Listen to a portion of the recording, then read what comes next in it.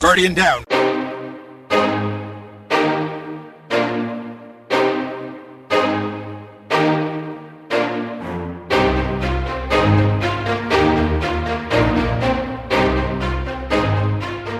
Hey, what's up, everybody? Thanks for spending your time with us today. Welcome to episode 173 of Guardian Downcast, a Destiny podcast.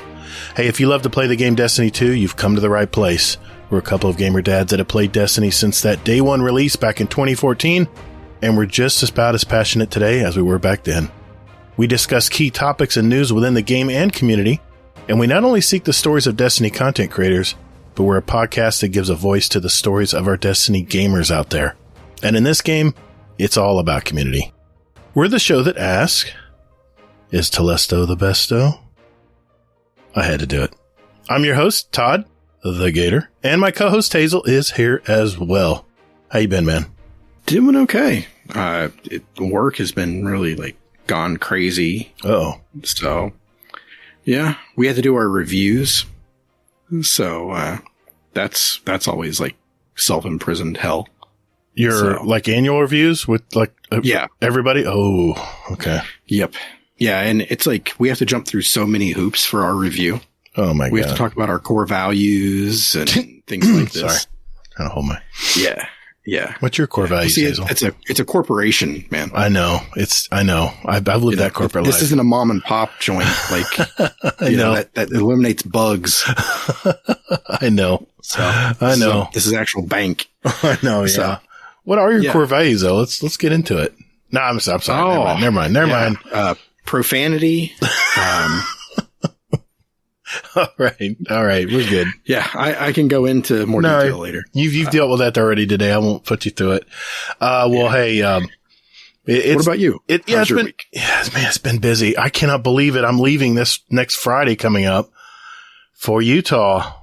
So, I'm looking forward to it. I'm going to spend a week in Utah. Hopefully I'll get some hiking in, and I'm looking forward to it. My wife, needs the time off. I mean, my God, she lives her job. And I know she hasn't had a vacation in a long time. So, with COVID and stuff. So I thought you meant because she lives with you. Well, she tells me every day is a vacation for me. So I don't know. We'll see. But, no, I'm looking forward to having fun. I got my thermal underwear that has mirrors inside. Did I tell you about that last week? Has mirrors inside supposedly. So you're supposed to increase your body warmth or something. I don't know. I got the best crap I could find in Florida because I went to the Columbia Outlet Mall or store and said, all right, I want fleece gloves. I want a fleece lined hat. I do not want to be cold. So they saw you coming a mile away and they were like, we're going to cash in on this guy. Yeah. Tell him it has mirrors in the pants. It does. I swear. Did they say I can see myself in your pants too? I don't know, but I might have a tan on my ass when I get back. I don't know. We'll find out, I guess. But yeah, it's been a busy week. Tons to do this next week, man. It's going to be crazy. But I hit 1,000 subscribers today on my YouTube channel. I was so pumped. I was actually at dinner when they let me know. YouTube texted me and let me know. I was at dinner with my parents. Today was my dad's birthday, and a happy Veterans Day. And thank you for your service, everyone out there who served. Absolutely. So thank you for that. Thank you for your service. But yeah, it's finally starting to wind down here, and now we get to do some podcasting.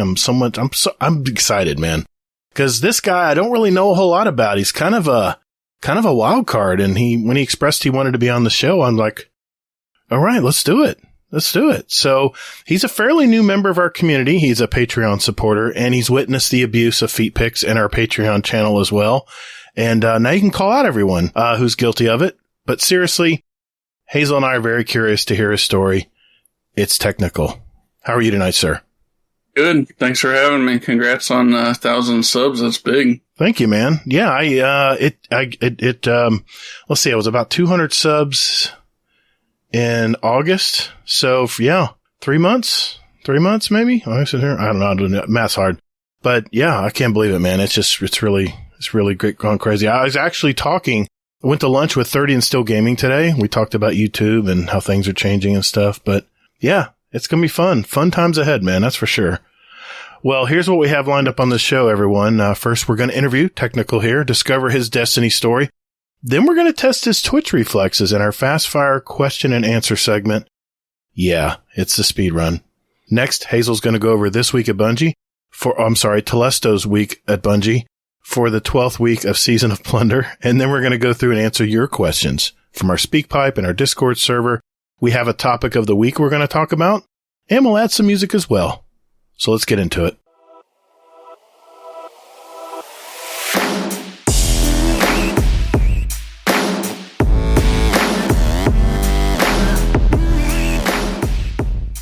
Thanks for listening to Guardian Downcast. You can find us on Twitter at Guardian_D_cast. Or you can find us on Instagram at Guardian_Down_cast and see what picks our weekly guests want to share with you.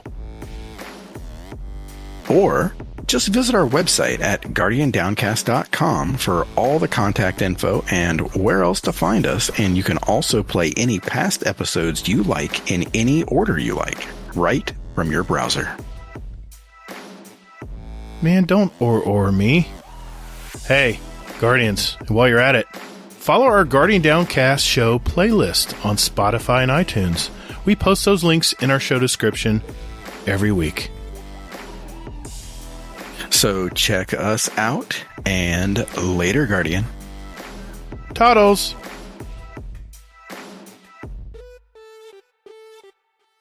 Well, Technickal, let's start with this, man. Where do you hail from? Where are you living right now, and where are you from originally? Or you live in the same area?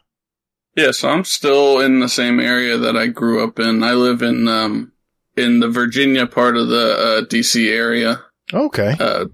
So I'm right around DC, about maybe 20 miles south in Virginia. Very cool.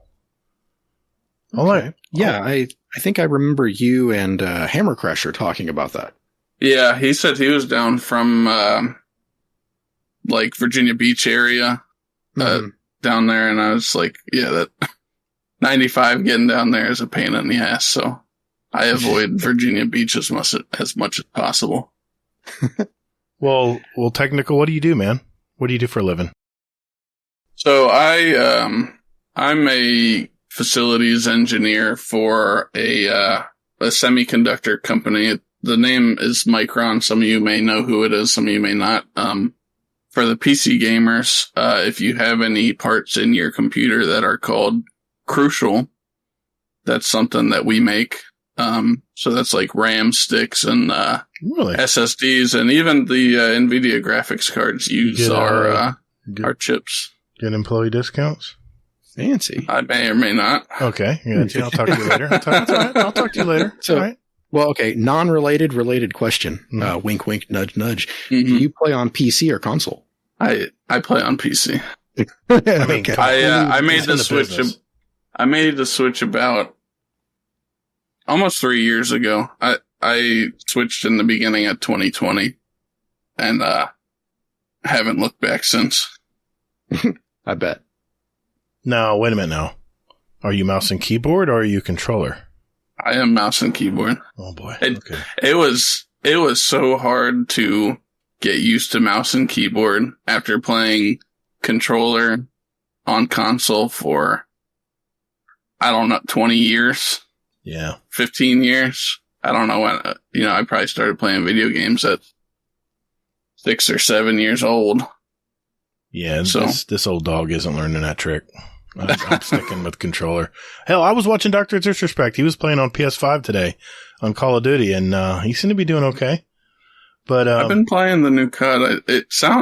From what I've seen and all the videos, it's almost better to play on controller in the new Call of Duty. That's what he was doing, and I know he plays mouse and keyboard as well, but he was on controller, so I was like, okay. Oh, maybe there's, I don't know. He gave me the itch to play. But I'm not going for that one. I bought too many Call of Duties just to watch them sit there in my opening screen. Not gonna do it. Not gonna do it. You know what?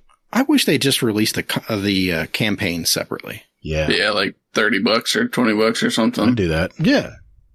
I'd pay for that. They'd probably sell a lot more. Probably. Or, well, I mean, yeah. I used to play all the campaigns because the stories were decent, but they were really on rails. I don't know if they've opened up the world anymore, but every campaign I've played has always been on rails where they'll just sit there and wait for you. You can sit there and look around and they're just going to sit there like dummies and they won't leave you. They'll wait for you to get there. Until you cross that invisible line. Yeah, and then they run. Then they're all sitting there and springing into action, right? Yep. Exactly. And they keep spawning until you cross another line. Yeah. So. Yeah. Awesome. Well, Technickal, moving on here. What is your earliest game moment or one of them? Yeah, so I spent some time thinking about this one because there's been a lot from when I was really young, and the one that I keep going back to is always GoldenEye. Oh, James Bond, 007. I don't know why that game, me and my brothers used to play it so much, and a little, funny thing that I used to do as a young kid, the sniper in the game, for some reason, as a young kid, I always used to call it a snipey wipey. I don't know why. That stuck with me forever. My brothers still make fun of me for it when we're playing games. They go, "Hey, you got that snipey wipey over there?" That's awesome. I'm sure nobody's going to say that in the Discord. Oh, it's coming. It's coming my way. I can see it. Well, I have to ask because I'm looking at your avatar here and there is a female in it. Are you married? You have kids? You have a girlfriend? Yeah, so I have I have a fiance. Very nice. And, it was gonna be my, something that the community doesn't know about me, but I'll come up with something else for that one. Okay. We actually just got, engaged last week, so. Very cool, man. Nice. Congratulations. We've been trying to celebrate, but work has been killing me recently. A lot of hours. Yeah, it's pretty much every day. Weekend or week. I'm working at least 6-8 hours. So now, do you guys? Weekdays? Go ahead. The weekdays. It's obviously I'm at 8 to 5. So I'm there 8 to 5 regardless. And last week on Wednesday, I was there till like 3 a.m. So I was, and then I was in the next day at 7. So now, do you actually make chipsets like Intel and all those other companies, or do you actually make the peripheral stuff? We make like the backbone Gotcha. stuff, and then we ship out the wafers. Gotcha. We call them. Right. I got you. Okay. Because man, we need more of that in the United States. We're too dependent on foreign countries for our chips. I mean, well, that's another podcast, but anyway. Well, one of the things that the site that I work at specifically, our focus is on automotive quality. Okay. So we produce very small volume, but we produce the kind of the biggest profit. You're higher because we're selling the stuff that's going in cars that, has to be extremely reliable, zero failures allowed, because obviously if you have a car that's got self-driving and the chip dies, well, all right, is that hopefully the guy's not sleeping. Is that code for military vehicles or is that code for Teslas? I think primarily it's like pedestrian type stuff. So we're doing stuff for I think Bosch might be the company, and they do a lot of chipsets for vehicles, for like all the sensors you have in your cars nowadays. We got enough of them, that's for sure. I think on average, 50% of the vehicles in the United States have like up to $600 worth of stuff we produce at the site I work at. So that's so cool. It's pretty cool it's pretty cool. That's interesting, man. That's awesome. That is very cool. Well, I'll ask Hazel, how'd you find out about Destiny, man? So I was a Halo player back on Xbox. Halo 3 was probably my favorite. That or Reach. I don't know which one I preferred more. I probably played more of Reach, but I always kind of followed Bungie, and when I saw they were coming out with the new game called Destiny, I was like, oh, that looks cool. I'll check it out. And at the time when the beta came out I think it was in 2014, I had just moved to college. Early 2014. So yep. Yeah. So I had just moved into college, and my roommate had an Xbox, and we were playing the beta, and I was like, oh, this is going to be dangerous. And so I didn't have an Xbox until probably my second year of college. When I went back, I took my Xbox with me and started playing. So I really played the beta, but I didn't actually join until Taken King. Okay. And my brother definitely helped me get into the game. He was a day one, player. He was the Forever 32 or whatever the phrase is. Forever 29. Yeah. Mm-hmm. He was that kind of player. So when I took the Xbox, he went out like the next week and bought another one. So he could keep playing. Nice. That's awesome. I like it. So, what are you doing in Destiny right now? Wish I was doing something, but I've kind of been.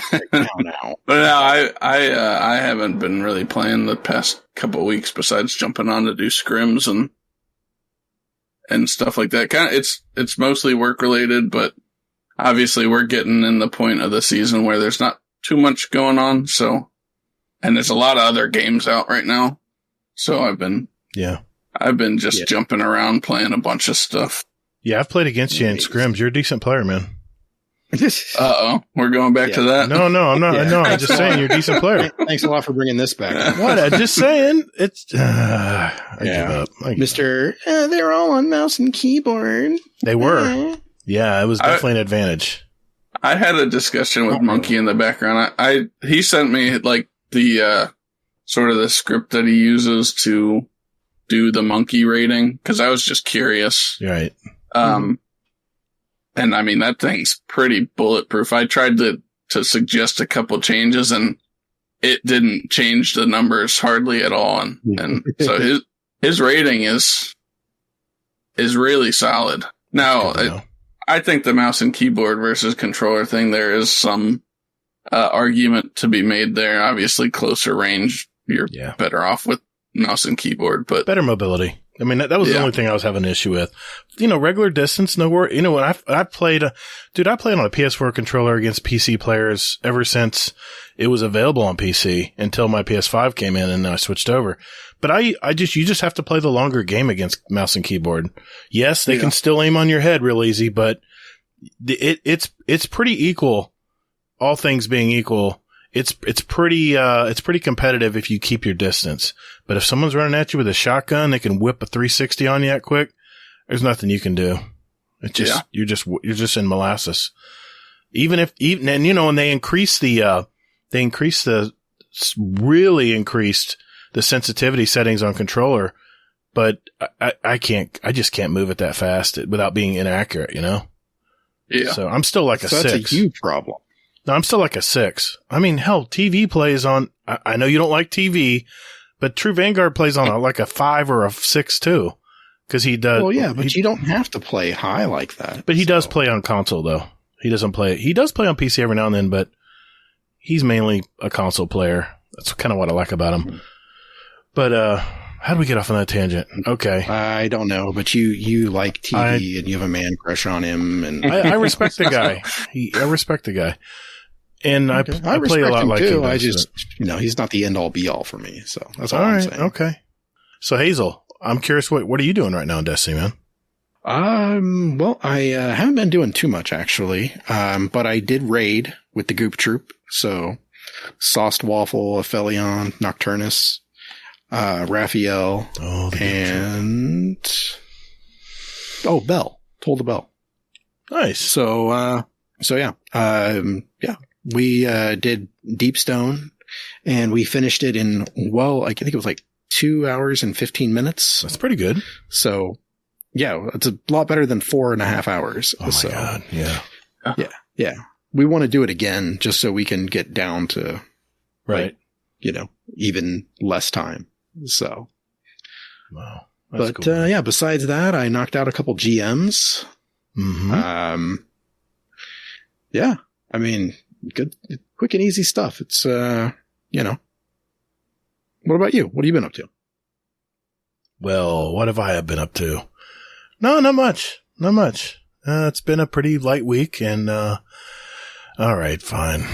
I saw something in the Discord. Yeah, you did. I might be slightly addicted to GMs now. What? What was great is I was able to game with a couple of my buds that I've known for like a decade. That would be Larman, Kentucky, and All Thumbs. And we had a bet when on our first run. I said, I have a bet.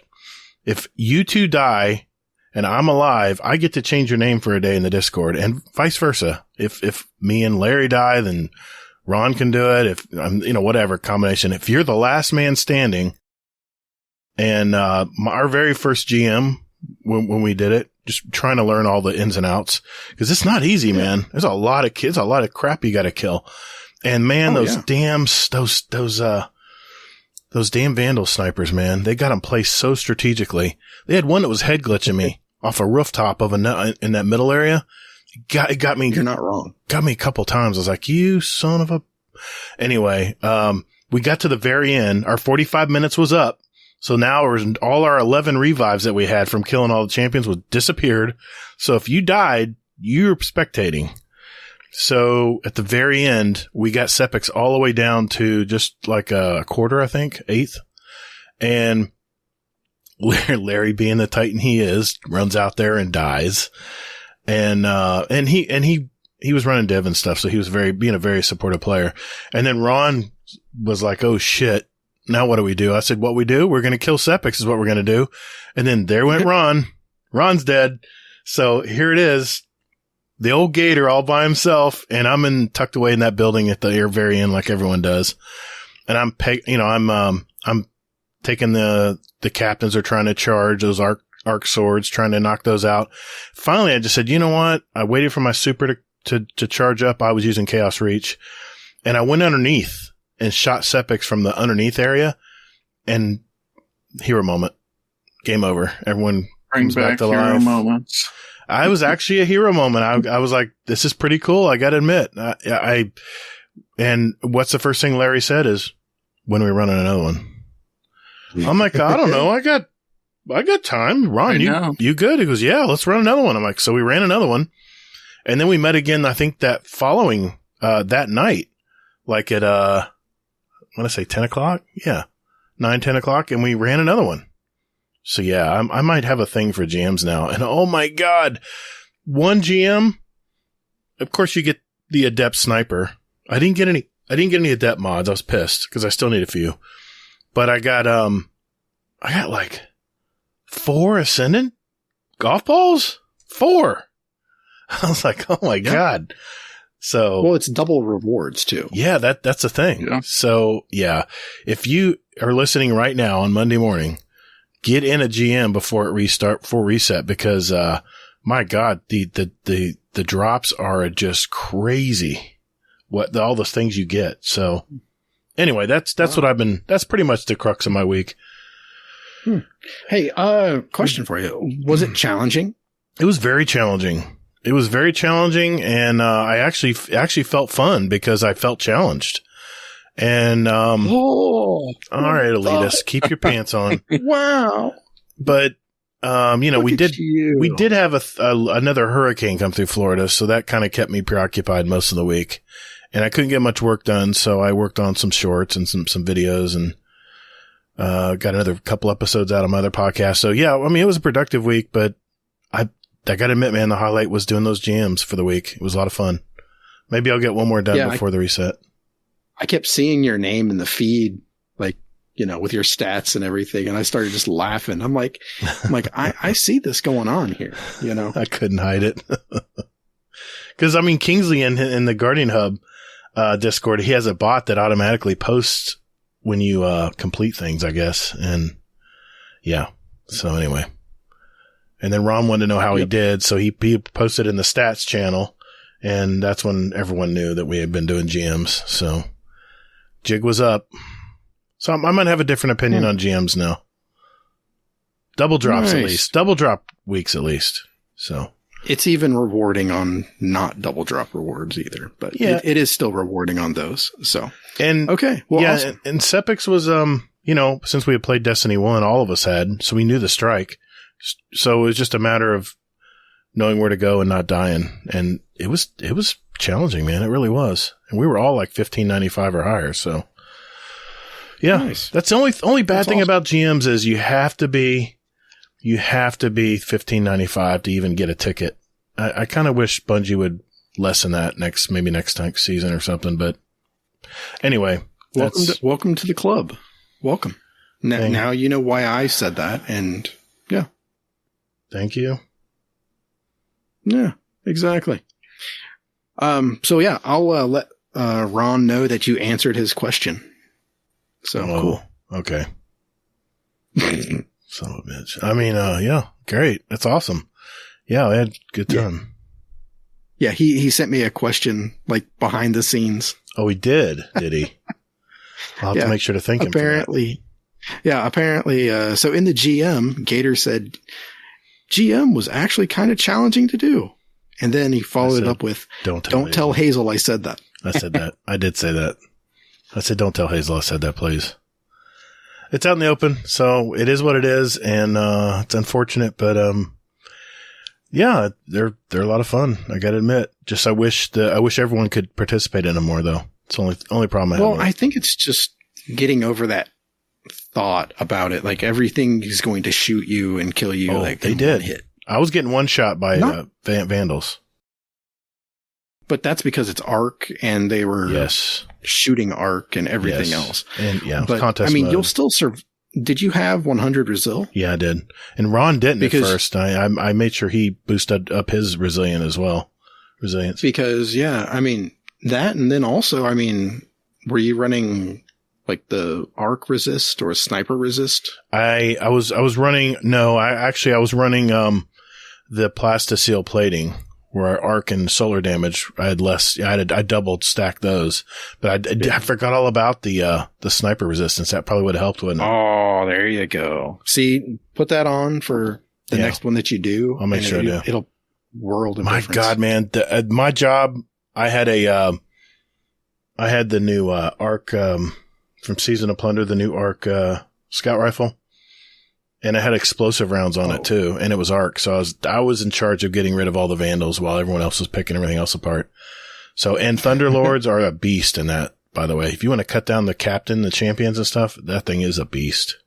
Because all the captains were overload captains. So, being that that's built into the Thunderlord, that overload perk, I could use other perks like auto rifle anti-barrier and scout rifle anti-barrier instead of having to worry about an overload mod. So it was really nice. It was a nice setup. We kind of worked it out.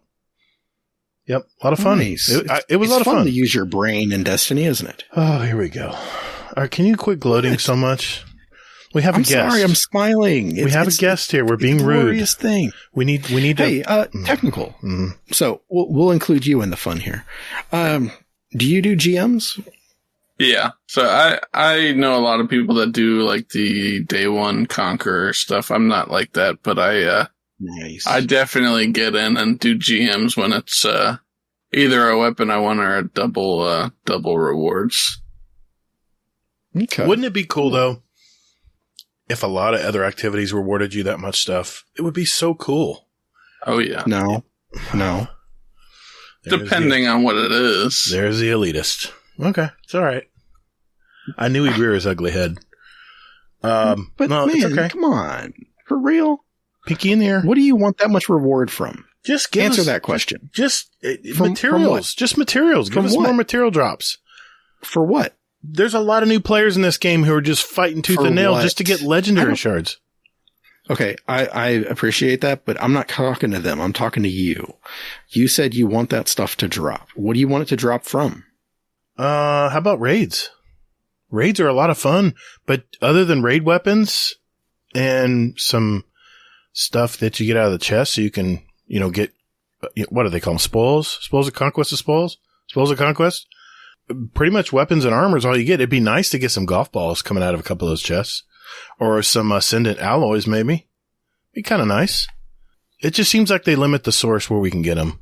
And you definitely have to go to a GM if you want to get a lot of golf balls. So. Well, yeah, exactly. I mean, it's an in-game currency. I'm curious how many people, though, are 1595 light that play that often. There's a lot of people I think don't have access to GMs. So where are they going to get them? I'm not going to go down that road. We're not doing this tonight. The thing is, though, is that it's an in-game currency. If they're not going to do in-game content, they shouldn't be able to get the stuff. It is not an in-game currency because you can. It is. You can build craft anything at any time when you're playing the game. You don't have to. It's not like you're unlocking build crafting once you get a certain level in the game. As soon as you start getting legendary pieces, you can start gathering materials to build craft and masterwork your armor.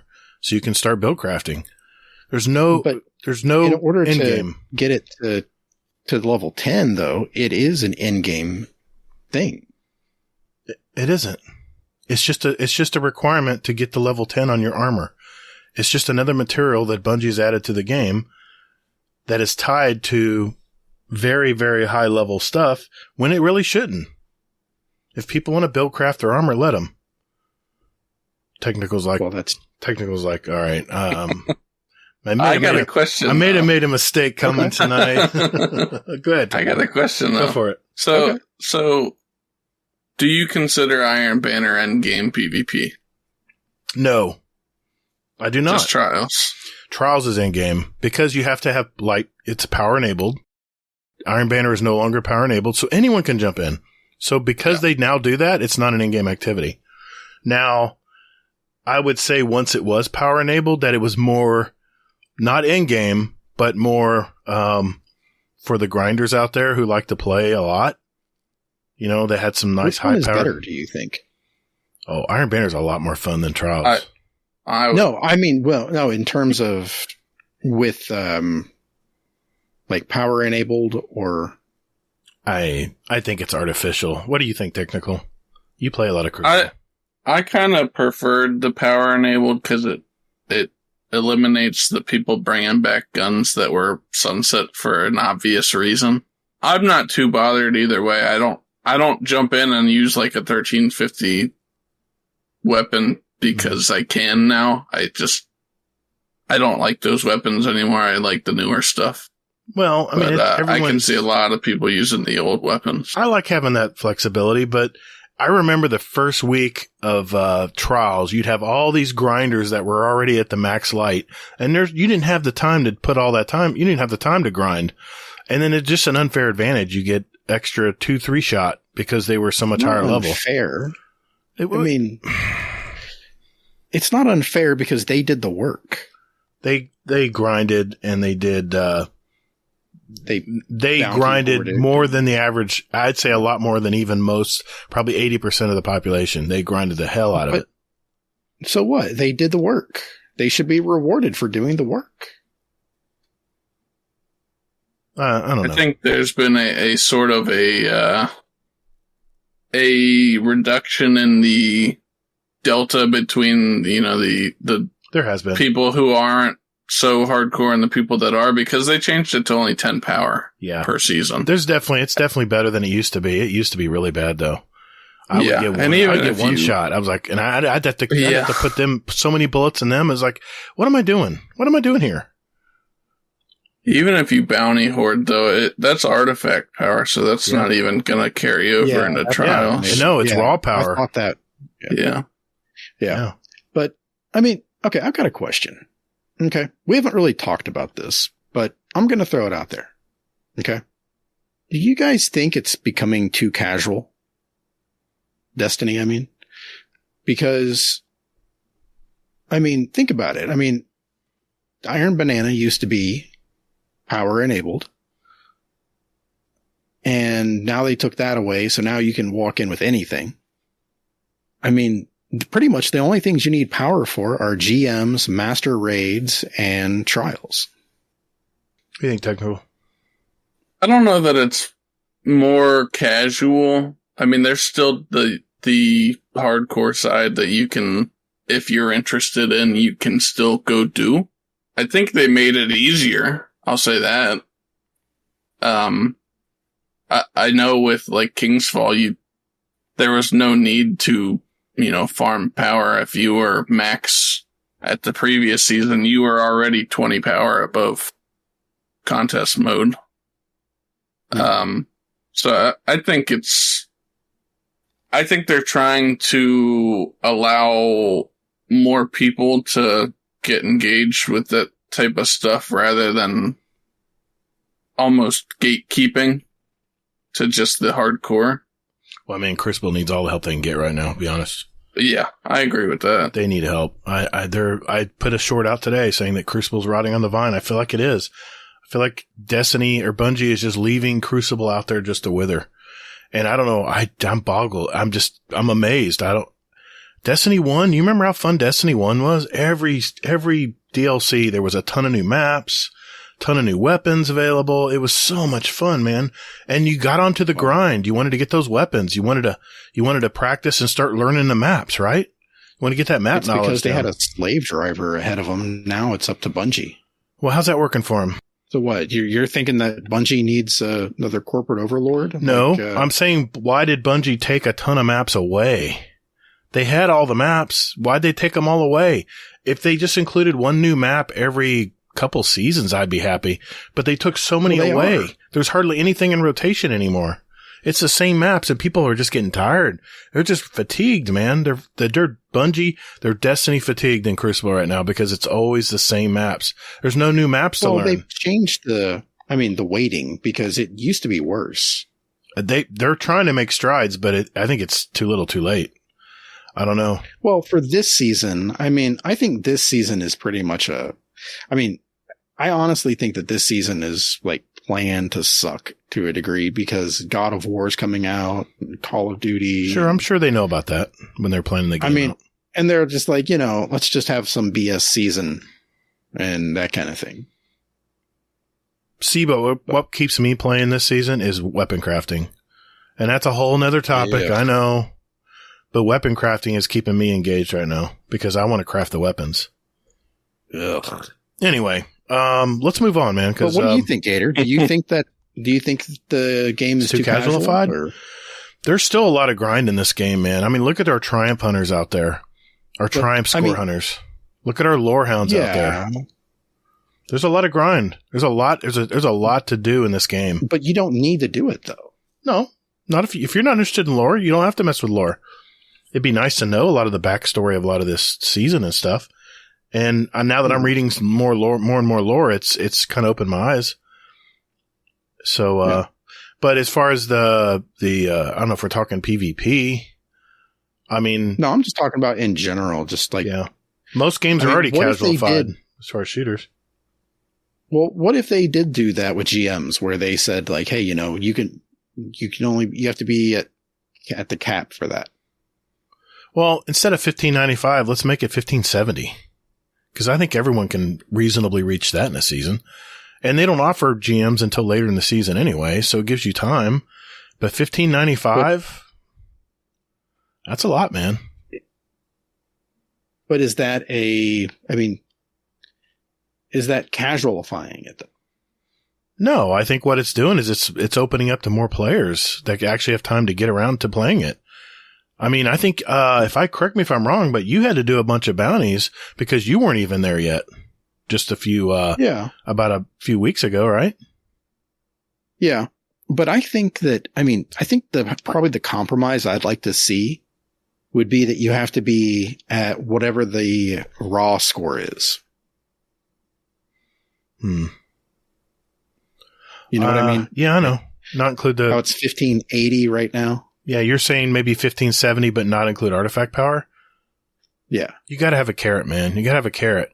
If people are grinding, but if people can just do bounties and get there. Why not? It's an option.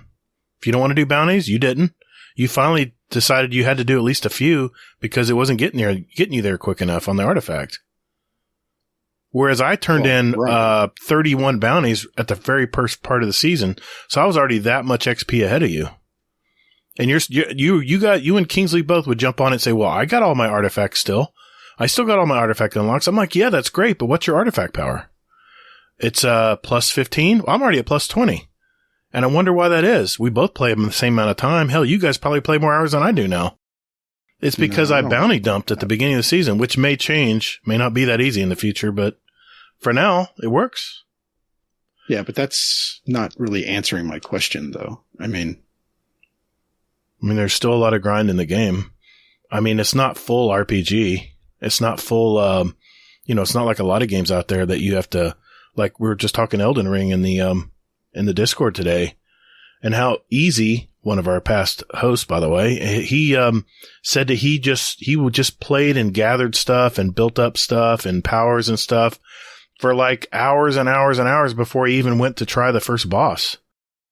Some of those games get really grindy. So I don't think Destiny 2 is too grindy. I mean, it is too casualified. I think there's still some grind in it.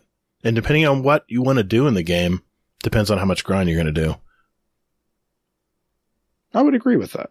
I don't think it's too casualified. I think there's still a skill curve. I mean, I can go right now, buy Call of Duty, jump right into any Call of Duty game and start shooting and be at the same level as everyone else. Now, granted, the other players are going to have weapon unlocks and cool emblems and camos and all that cool stuff, but Call of Duty is very casual. You can jump in right away, go hide under a bus somewhere and shoot someone as they run by. So if you're comparing Destiny to that, at least Destiny requires a certain amount of power level in some of its activities. Or Call of Duty, you can jump in anything. Well, not in the majority of the game. Yeah, that's true. But if you want... Because now, I mean, even they opened up, what was it, like public events. Like I went into, what was it? The containment thing. It said that your power has already been increased to 1570. And I wasn't even at 1570 yet. They like automatically did that. Really? I didn't know that. Yeah. Was not aware of that. I've never seen that message. I think that was probably some backlash from the Black Armory. I know that was a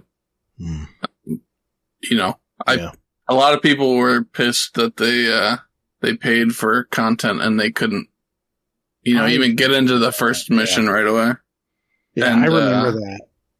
I definitely was frustrated, and then I realized, okay, well, I think that was, prior to that, I probably was very much a casual Destiny player, and post Black Armory, I think I started adopting a little more hardcore tendencies, grinding power, stuff like that.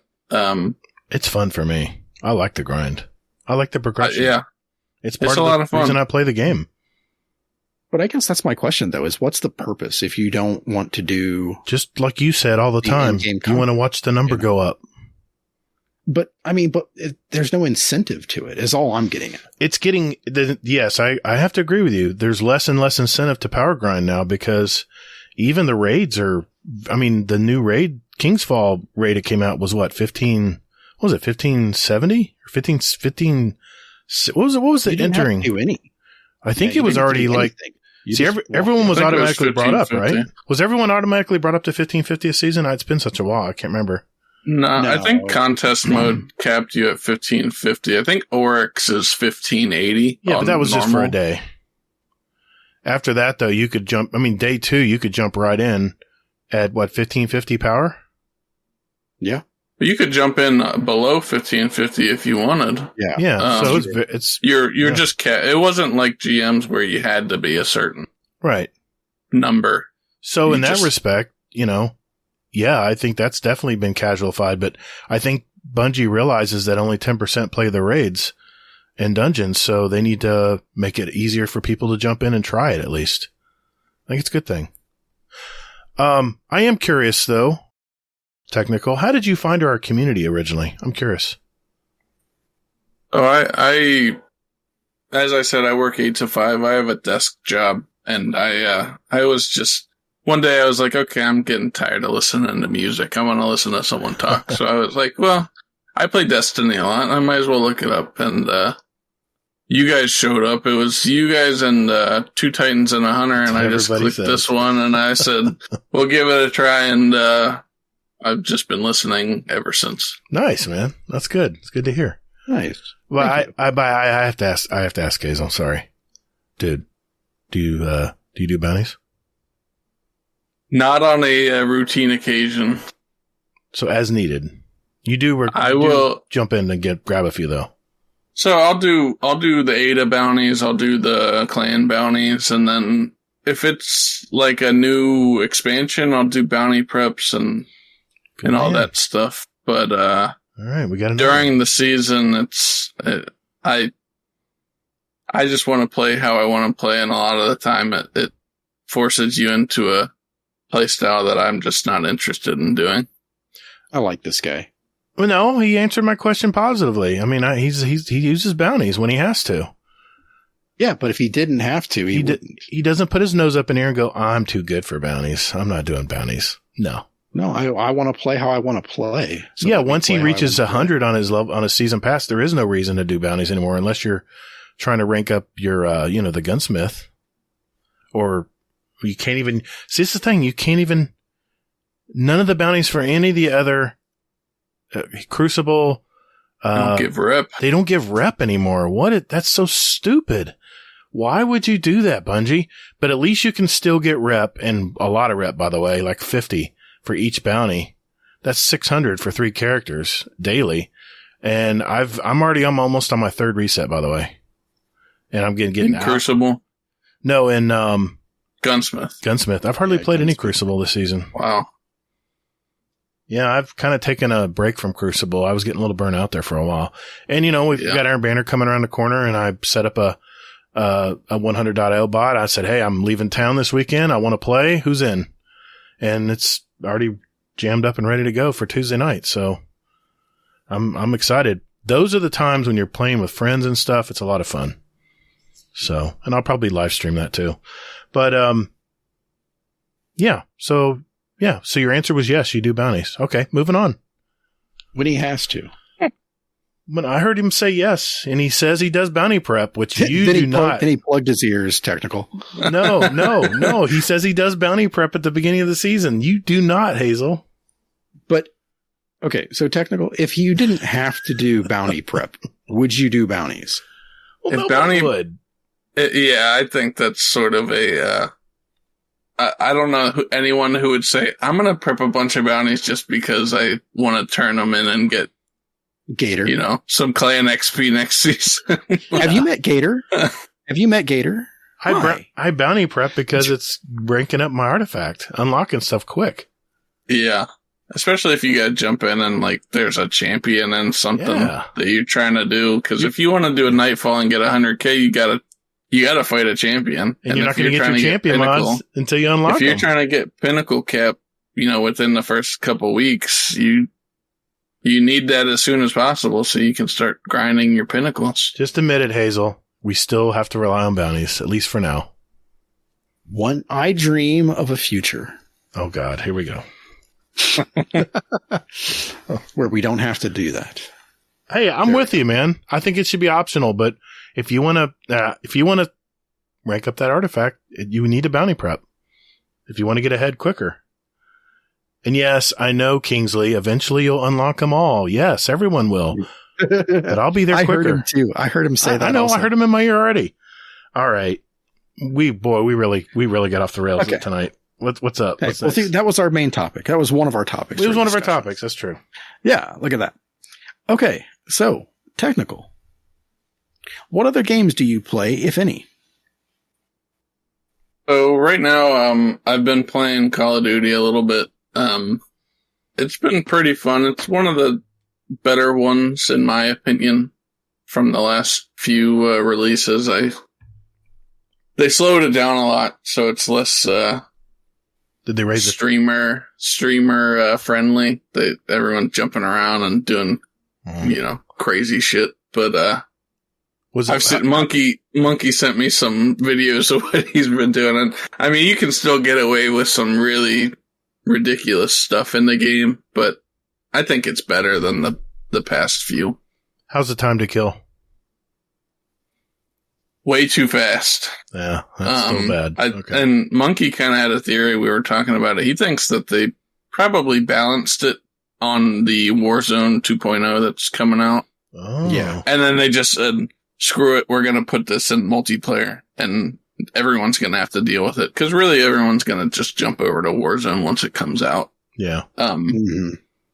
It's that much of a draw. It's pretty quick. Man, I probably need to get back in. No, not gonna do it. Nope. Okay, I have one here. I have to ask, and I think I know the reason why now, but dude, what's behind the gamer tag? So, if you couldn't tell, my name is Nick. So, the Technickal is where that one came from. I get it. I've been always in my entire life, I've always been sort of like a STEM oriented guy. I like science and technology. Okay. So it's just like, this is something I'm going to do. And this is actually somewhat new in maybe the last year or so. I previously, and for any Halo or Red versus Blue fans, my old Xbox name was Suck It Blues. Nice. Oh my God. So I was rocking that for probably 5 years.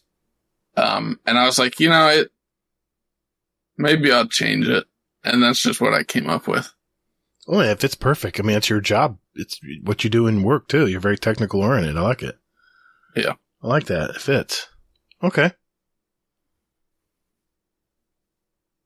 That's your cue, Hazel. I know. Sorry. I unplugged my headset accidentally. Oh my God. You're so loud now. Hey. You're so loud now. All right. Is that where you're going to sit near your mic so I can adjust? Yeah. Find your home and then I'll make sure your level's not too crazy. Sorry. Everything's like falling. No, that's perfect. You're back to normal now. Good deal. Are you on your wife's PC? Yeah. Oh, okay, cool. Okay. I just finished asking him about. I love it. I just asked him about his gamer tag. Okay. Let me. What the hell happened to the show notes? Okay. Chaos. I love it. Okay. That's probably gonna be an outtake. Yeah. Okay. It's about time I get an outtake. So. What are you talking about? You got a ton of them in the last. Oh, I haven't released it yet. Sorry. I gotta say that the Patreon episodes, I like have to hold back laughter at. You enjoy them? Sometimes they're hilarious. The outtakes are so. I don't know who exactly was in. It was like pre-podcast. I think it might have been RNG and Rodimus. Maybe we're just in the podcast chat and they were going at it with something. That was probably our last. That was show. one of the outtakes. I got a lot of clips from that. In fact, you'll hear another hilarious. one. The Patreon episode will be coming out this weekend, and it's already done. I just haven't released it yet, but there is another clip from them. But there's also a clip for me and Hazel get into it, and it's one of our debates that we saved for our patrons. So, yes. and TV and Hazel's TV True Vanguard swipe. I took out because I want True Vanguard to be on our show. So now only our patrons hear that clip too. So, okay. Thanks, man. I'm glad you're enjoying them. I was hoping I wasn't drowning people with too much, No, they're funny. I enjoy going in and because it's a once a week release, I'm done with it on Monday by the afternoon. So I go in and I try to listen to a lot of the backlog since I'm, like you said, a little newer to the community. Sure. I just go back and listen to everyone's stories. Yeah. And the Patreon episodes are never more than an hour long. So they're very short. Yeah. So they're just something to add to what people are already listening to. So, okay, cool. Thanks, man. Awesome. Okay. Well, why don't we go ahead and I'll pick up some of our signature questions. Mm-hmm. There we are. Okay, so Technickal, do you have any hobbies outside of gaming? Yeah, I like dealing with the like electronics type stuff. I've built myself, I think, like 3 PCs, and I built my fiance's PC, and I built my brother's PC. I'm getting used to building them now. Wow. I don't have very many other hobbies. I was really into sports before all the gyms got shut down for COVID and whatnot. But, what sports did you play? I used to play, like pickup basketball before work. Oh, nice. Are you a pretty tall guy? I'm 6'3". Okay, that's pretty tall. But I played lacrosse in high school. Oh, okay. And, I've always just loved the team sports. Yeah. It's always been something, and during, like sports in high school, we used to call it hidden conditioning. It's when you go and you play like a different sport, and you're running around and you're having so much fun that you're not even thinking that you're getting cross training, a lot of exercise. So like we would go play handball. Oh, nice. And we'd be like exhausted by the end of it, but nobody cared. Yeah. Racquetball was my thing. Exactly. You just drenched in sweat when you came out, but yeah. I don't even see a racquetball court anywhere anymore. That's they're hard to come by. But my daughter played lacrosse, but she was a beginner in it. But man, I've seen some of those men's lacrosse games. They can get pretty crazy. Those sticks swinging everywhere. Yeah, women's and men's lacrosse are definitely very different. Mm-hmm. The guys get beat up pretty hard. Not that the women don't. I've definitely seen plenty. My mom referees like college and even professional women's lacrosse, and that's pretty cool. And we watch her on TV occasionally, and some of them are getting, absolutely beat up. It's definitely aggressive. The biggest thing they've been worried about is head-to-head contact, like in soccer. Yeah. Or, I'm sorry, football, England. Yeah. American football. Yeah. Yeah, by the way, Brady's going to be playing, the Bucks going to be playing at 9:30 in the morning tomorrow in Germany. That's going to be pretty cool. In Germany, yeah. That's going to be pretty wild. Tomorrow or Sunday? Sunday, my bad. Yeah, my bad. I'm already thinking ahead. But yeah, man, I had a neighbor's kid who played lacrosse, and he told me some stories sometimes. It was pretty crazy. Anyway, well, this question's coming. I have to ask it for everyone. I always get a different answer, it seems. What is one thing about you that maybe our community might not know about you? So we kind of went over the one I was going to use earlier. I recently got engaged, which we've been celebrating, but Nice. Another one, I have this really strange ability to have both the best and worst memory of anyone I know. I remember the weirdest details about things, and then someone could tell me something, and 5 seconds later I'll be like, "What'd you say?" So long-term memory is fantastic, but short-term is a little off? Pretty much. Accurate? Okay. Yeah. That's pretty cool, actually. I'd rather have long-term memory. I have neither, so. What was that, Hazel? Never mind. Well, that's cool, man. Nothing at all. Where am I? That's cool. I like that, man. I like that. That's I a doing? new one. I haven't heard that one before. Where are you guys? That's what I'm asking myself. Okay. Well, so Mr. Technickal, do you have a motto, a mantra that you live by, or a couple of them? Yeah, the big one I have sort of always used is lead by example. There's a lot of leaders in the world, and whether they actually are good or not is could be argued, but I've always tried to set an example for anyone I'm either teaching or working with or working for, that, you know, I'm gonna be a leader when I need to be, and I'll prove it. So I think that's sort of the best way to, you know, take life on. You're gonna have to lead something at some point, so might as well know how to do it. Nice. I like that attitude. I like that. Yeah. That's a winner's attitude. I like that. Yeah. What is that saying? You miss all the opportunities you don't grab or take, or You don't take. You miss 100% of the shots you don't take. Well, that's Zig Ziglar. Yep.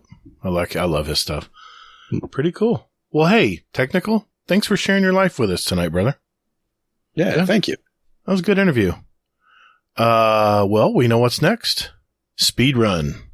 We'll be right back. Call the Praxic Order, call the Thanatonauts, the Jinsen Scribes, call everyone so they can witness you. All right, ladies and gentlemen, this segment is called the Speed Run. We have a database of over 385 possible questions for our guest tonight, and Technickal is going to have 90 seconds to answer as many as he can. These are short 1 or 2 word answers, and at the end of the year, the guest with the most answer will win a prize and title of 2022 Speedrun Champion. The questions are custom curated by me, so no one can memorize the order, and just quickly answer what comes to mind. Tonight, I'm going to read the questions from my list. Hazel is our timekeeper and quality control expert. In the event of a questionable answer, Hazel's decision will be final, and he'll also adjust for any stammering I do, like I just did. Our leader so far, and still this year's champion, is Mr. Rodimus Prime, with 41 questions answered. So what do you think, Technickal? You ready to do this? I'm ready. We'll give it a run. All right, Hazel, we good? Yes, sir. Here we go. 3, 2, 1. Warlock, Titan, or Hunter? Warlock. Who is one of your favorite actors? Chris Pratt. Void, Solar, Arc, or Stasis? Solar. Should there be freelance solo strikes? Yes. Walmart or Target? Target. Controller or mouse and keyboard? Mouse and keyboard. Beard or clean shaven? Beard. Strikes, Crucible, or Gambit? Crucible. What is the most broken exotic in Destiny 2? Telesto. Which is best, first or third person games? First. If you could choose, who would voice your ghost? Chris Pratt again. Human, Awoken, or Exo? Exo. What's the best sandwich? Ham and cheese. Ikora, Amanda, or Eris? Eris. What's the worst job you've ever had? Landscaping. What's your favorite Destiny planet? Io. Pulse, Scout, or Auto Rifle? Pulse. Soda or Pop? Soda. Water balloon fight or food fight? Food fight. Would you rather be fast at texting or reading? Reading. Red Vines or Twizzlers? Twizzlers. Ikora, Cade, or Zavala? Cade. Gasoline or electric vehicle? Gasoline. What number am I thinking of? 32. Star Trek or Star Wars? Star Wars. Are you afraid of heights? Yes. Destiny 2 seasonal events, yes or no? Yes. Pineapple on pizza? Oh, yeah. Fries or onion rings? Fries. If you had more time, what would you do with it? Read. Do you have a tattoo? I don't. Is Telesto the besto? Currently, yeah. Story or no story? Story. Nice. Not bad, not bad. I think you did pretty good. I'm still trying to figure out how Rodimus did this. I mean, he was on a roll. Hell, he was zooming through them. He probably has like a checkboard or something at home. He's tracing the questions. Oh, you know he does. You know practiced. He does. Yeah. You know his ass. He probably had a stopwatch. He probably had his friends time him and do practice runs. And anyway, Hazel, how'd he do, man? 33. Nice job, man. Okay. That's respectable. Not bad. That's respectable. Yeah. I'll take it. Very good. Hey, listeners, I have a great question for you. Do you have a speed run question for our segment? If that's a yes, join our Discord and enter them into our speed run question ideas channel. Yes, Rodimus, that channel stays. And we'll add them to next year's speed run. Just remember, they need to be yes or no, 1 or 2 word answers. Either or questions will also be accepted. And don't forget what's your favorite. I love those. At the end of the year, we're going to have 2 drawings for a $25 gift card of your choice. And you can enter up to 5 questions to go into the drawing. We need some good creative questions out there, guys. So let's hear them. and good luck. Also, if you're enjoying what you've heard so far in our little show, and you know someone who plays Destiny, do us a favor. Share the show with them. All the links are in our show description right down there. All right, Hazel. That means it's time for This Week at Bungie.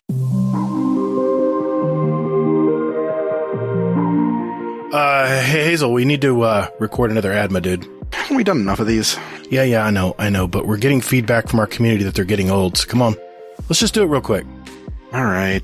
Do I need to run this by Laz first? No, we're fine. Hey, everyone. We just wanted to let everyone know that if you're looking for a clan, we have a Destiny 2 clan, and we invite you all to be a part of it. All we ask is that you join our Discord community and just enjoy playing the game.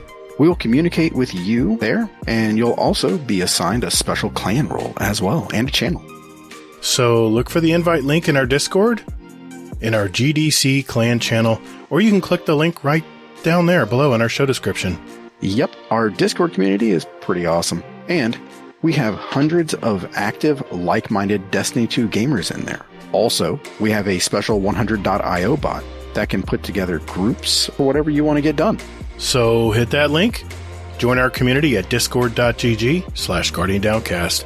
And if you want to be in our clan, just let one of our mods know, and we'll open the door for you. All right, enough of this shameless plug. That's it. Cut. Okay, fine. Jeez. Later, Guardian. Laz? No, okay, I'm out. 12th week of Telesto's week at Bungie. I mean, this week at Bungie. Hazel, what's going on this week, man? All right. So, for anybody who doesn't know, Telesto is broken, and it's basically become sentient and taking over Destiny this week. So, yeah, good times. It started off, and it was smoking, and it was firing up into the air. And this is everyone's Telesto, by the way. And now, apparently, it has like 60 or 70 different perk rolls it has. So, yeah, good times. Okay, so all that being said, we dive into the TWAB here from Sam, and they said the winning trials map is going to be Cauldron. I'm okay with that. Doors. You know? I hate doors. Like I'm going to play anyway. Never mind. Go ahead. Yeah, exactly. Okay, so be on the lookout for that. And Telesto, because it is bugged, they are actually giving away an emblem for that. I believe the code is further down here. Give me... I had to get it off their Twitter, at Destiny the Game Twitter.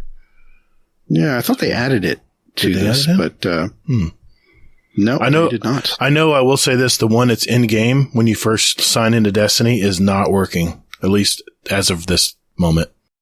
So whatever code they give you at the beginning when you first log in is not the code that's working. I've heard that along the grapevine.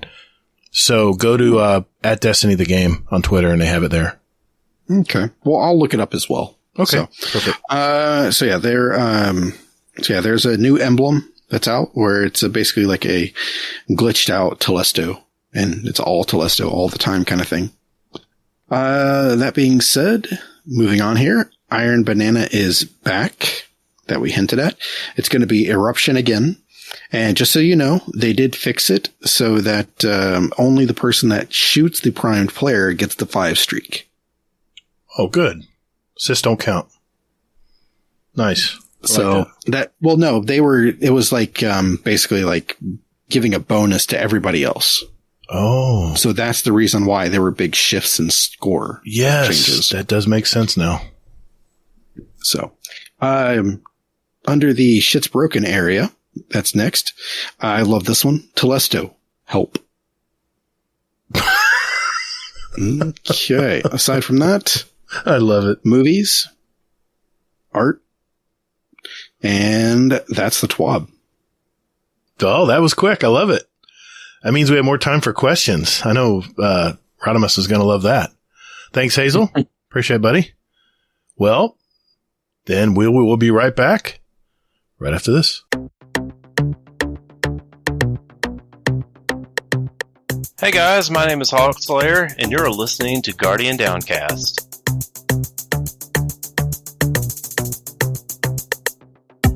Well, this is going to be our topic of the week. And when we first got together, we asked Technickal, I said, Technickal, is there anything you want to, anything you got on your mind, man? Anything you want to talk about for the topic of the week? And what'd you have for us, man? I kind of wanted to talk about how to improve certain aspects of the game. As three people who love the game, you always want to see it become better. Right. Okay. So I was, the ritual playlists are, the core. They're the core of the game.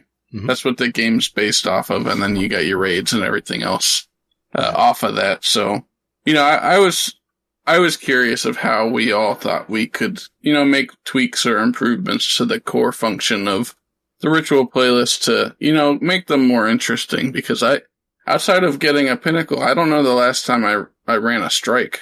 I'll be honest. Yeah, you and me both, man.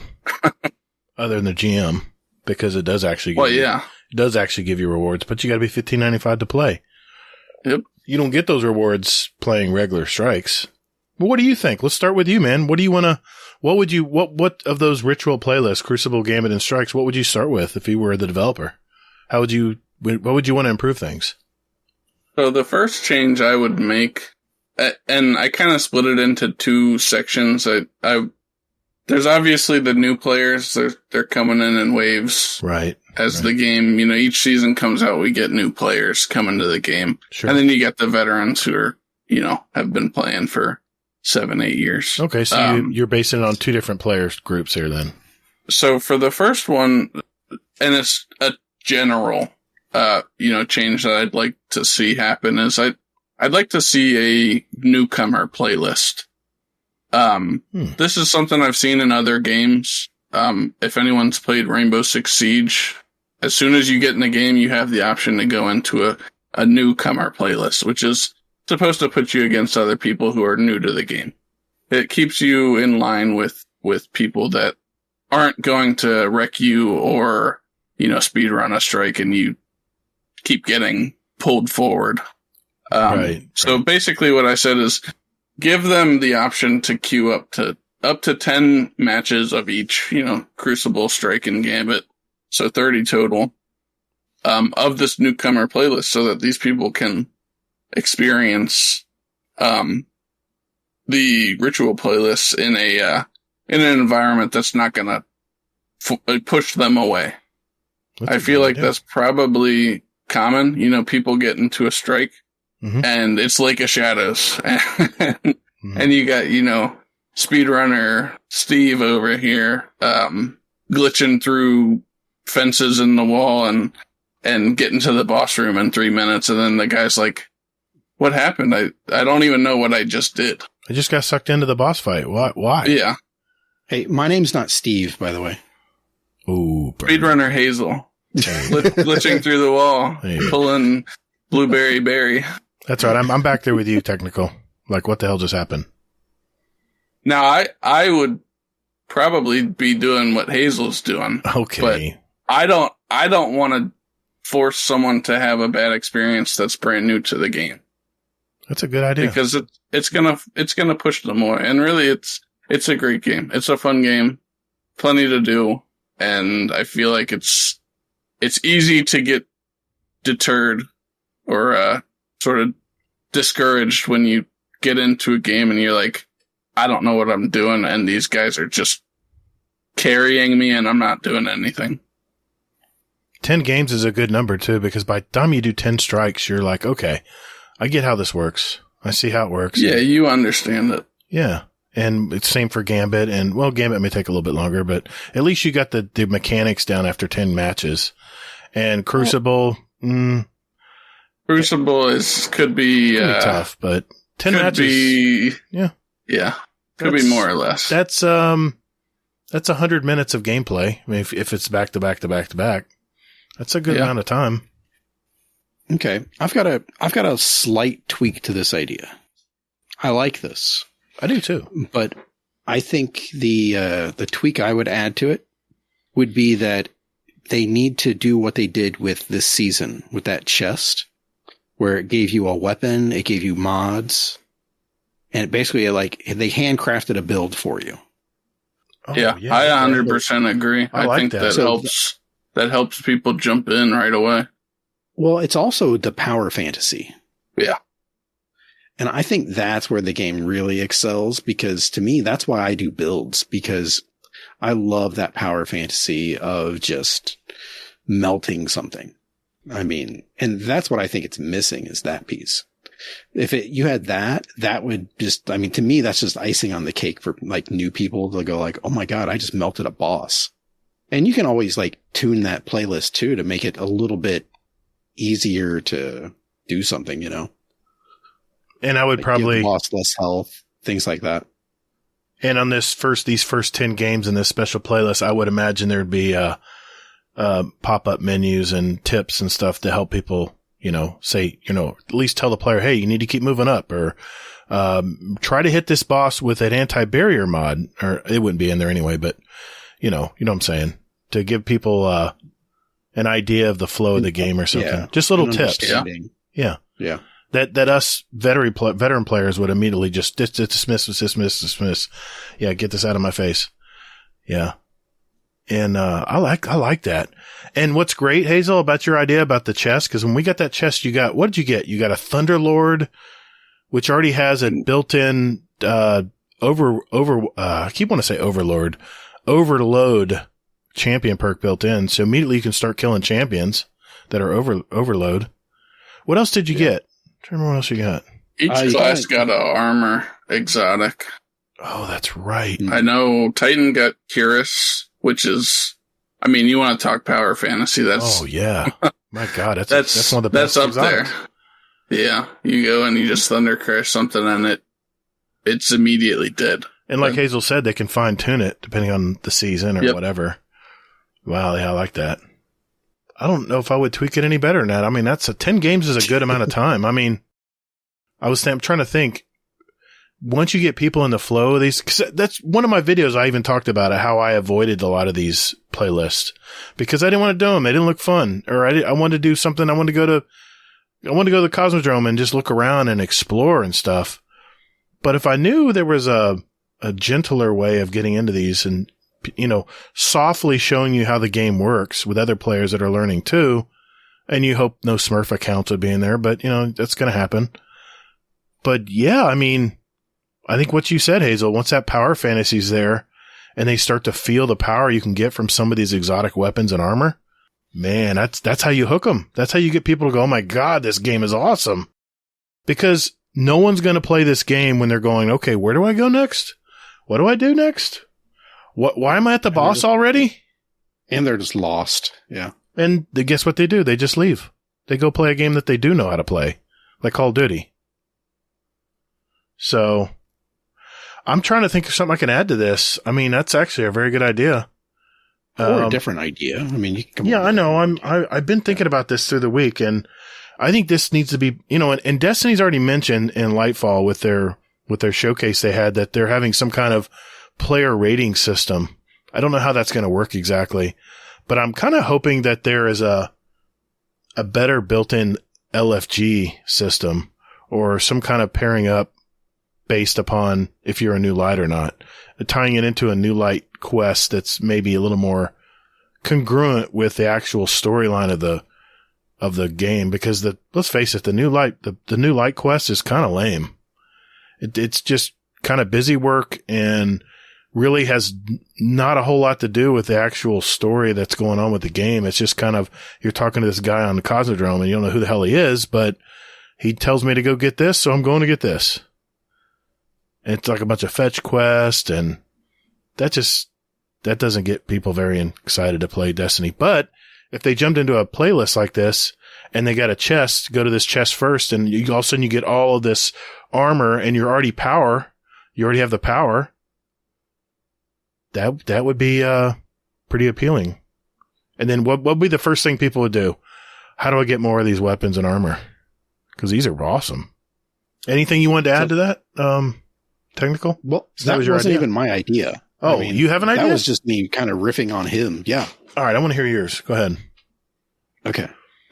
So you make everything power enabled. No, I'm just kidding. Oh my God. So no, my idea is for strikes, gambit, and well, Okay. I'm going to go with strikes. I'll just go with strikes. So with strikes, you bring back strike specific loot, but basically part of that loot is going to be armor, and they form its own set of armor. So in the strike playlist, now it's random, of course, but you can get like maybe a taken set of armor, and it's, you can still do guns and things like that, but you need to give an incentive to play strikes. And more importantly, I would have, just to add to that, I would put on the description of the strike when they're about to enter it that this is the reward you will get. Lord, that way people know exactly what they're going in and what they're going to get for their time involved. A little more of a carrot. It's RNG though. But you wouldn't have to say, okay, you're going to get the Curious. You can say something like, it's like what they do already, where they say like it's low or like rare or something like that. But they could say, like the taken armor set and have it also be a knockout system where they can play the next. No. All right, fine. I still think a knockout system. You and system. your knockout system. I'm telling you, people want to complete stuff. You just want it handed to you, don't you? I don't want to hand it to me, but I also don't want to be playing 100 strikes to only be waiting for a bond to drop so I can get the matching kit. But that's the thing, though. If you want that, you have to do it. All right. How about I meet you halfway? Idea. How about a knockout system after a certain number of consecutive strikes? Do you even Destiny? Of course I do. So, yeah. So, no. What about the Nightfall keys? Remember that? The skeleton keys? Yeah, the skeleton keys, like in Nightfalls. Those were kind of fun. Yeah. You can definitely, but they don't even need those, honestly. It's just, just give us shit for doing shit, Yeah. But I do, though. I think a set of armor would be, maybe that's where you put, like, Zavala's armor. Maybe that's where you put it instead of, like, with him. You know how, like, right. You can go to the bar, unlock armor. You can go ahead and just put it there. Incentivize people that way. Yeah. Instead of lame armor rolls in the bar, how about just give us materials more, so we can actually improve the armor, right? Yeah. Well, the gunsmith. Improve the armor means something else. Well, you know what I mean? If it's a good roll, if you happen to get a good chess piece and you're like, oh, I want to keep this one. I want to actually masterwork this so I can start adding some more slots and mods and stuff to it, which you're assuming they know about mods and mod slots and all that. But still, like that's the one thing I love about the gunsmith. You're not getting guns. What are you getting? You're getting golf balls. You're getting ascendant alloys. You're getting enhancement cores, and then you're getting to boot upgrade modules, things that we all need in the game just from doing those bounties. Why not put that in the other ritual activity season pass bars? And like you said, have those armor pieces that are themed to that Vanguard strike playlist, have it fall instead of waiting to unlock it on the bar, which everyone always dismantles because it's like a 48 roll. Just a suggestion. Any other ideas you have, Gator? I think that, oh boy.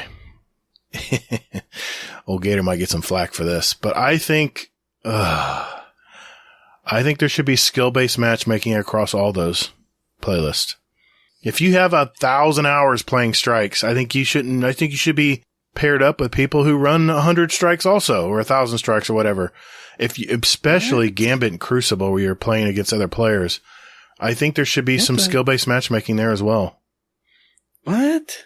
Because you have an ELO for Gambit. It may not be visible, but everyone has an ELO for Gambit.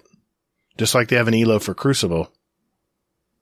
You have an internal score on skill. And it used to be that only people that had legendary or were trying to finish their last node for their rank up on Gambit would only play other people who are doing the same thing. Kind of the way Trials is set up. It's card-based on where you are in the wins. Be the same thing with Gambit. What's the point in doing skill-based for... I think it's a terrible idea for Gambit just because that population is so small. Yeah, but you would also play more even games. But what's the point in doing it for strikes? It would eliminate maybe some of the speedrunners. You'd have people who, like, he talked about his first 10 games with beginners. Maybe there would be an internal score for how many strikes you do and how much experience or how many times you run the strike. So you're assuming that anyone who does like 100 strikes is a speedrunner? Well, let's just say once you memorize where every ad comes from, you pretty much know what you're doing and you're going to zip through it a lot faster than someone who maybe doesn't. Strikes is a bad example, but Gambit and Crucible, most definitely. Let me ask you a question, Technical. Yeah, no. Call of Duty. Skill-based match made? I believe it is, yeah. Like a lot of games out there, like most shooters are skill-based match made. Why we have that out in Crucible and Gambit? Should be included. You should be able to peer people who are at the same level or same experience level in the playlist. Yes, you are splitting hairs, especially with strikes because no one wants to play them because they're boring and they haven't added any lately, amongst other things. But why not when you're playing against another player, especially, and there's a mechanic involved there, why not have a skill-based match made or experience match made? If I have this season, if I have 100 hours playing Gambit, I should play other people who are at that level and know how to melt the boss and how to time those damage gates in Gambit, which frustrate the hell out of me, by the way. I think that killed the game. These stupid damage gates are just so frustrating. They purposely are slowing down the game and dumbing it down because we're already here. We've built up our supers. We're ready to do damage. Everyone throws their supers and then I throw my Nova Bomb and guess what? He's got a damn shield over him. It's so infuriating. But I think that's just I think that's a terrible idea though for Gambit because I mean, have you played some experienced teams in Gambit? It's not fun. It's very much like playing an experienced team in Crucible. So what? I mean, it comes with the territory. I mean, it's one of those things to me where, I mean, that population is so small and you're going to like separate it even more. But what, I mean, let's people are already complaining about, I mean, like what they're doing with Control. And they're like super salty about that. I have not heard anything salty from anybody in our Discord about skill-based matchmaking and Control. Now, I have heard a lot of streamers and higher level players complain about it. That's what I'm talking about. But what I'm saying is they count as players. Of course they do. Complain about it. Of course. Hey, I'm in the same boat as you, man. I'm playing higher level players. I'm not skeeting by and playing in the easier games. I'm not pub stomping. You're not skeeting by? I'm not, scooting by, whatever.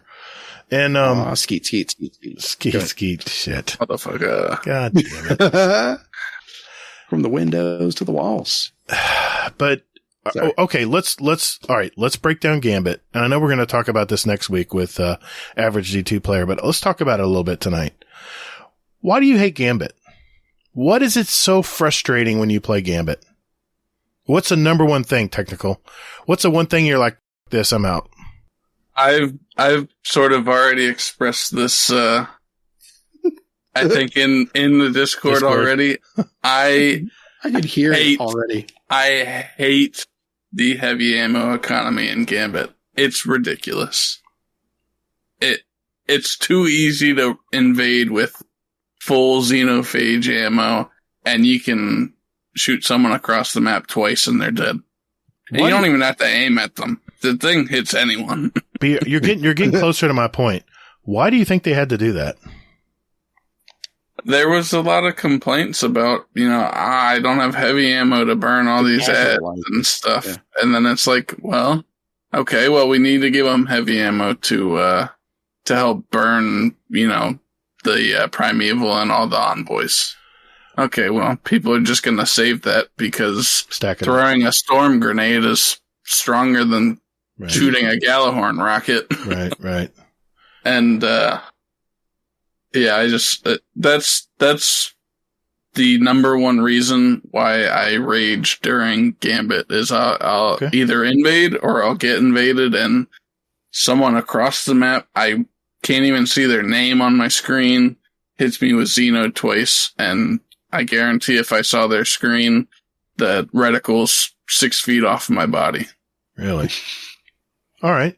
We got your pet peeve. Hazel, what would you think if you were playing? What is the main experience why you did not return to Gambit? What was that moment where you're like, take way too long? The matches? The matches just take way too long. And now they put a damage gate up where it takes even longer. Yeah. It's not worth the time invested. Right. See, I actually love Gambit. I love the game mode. Well, I'm not saying I don't love the game mode. I'm just saying that the matches take too long. Right. For the investment of time. I got you. Yep. Okay. I played a lot of Gambit. In my days, and I was excited when it first came out. Everyone was, right?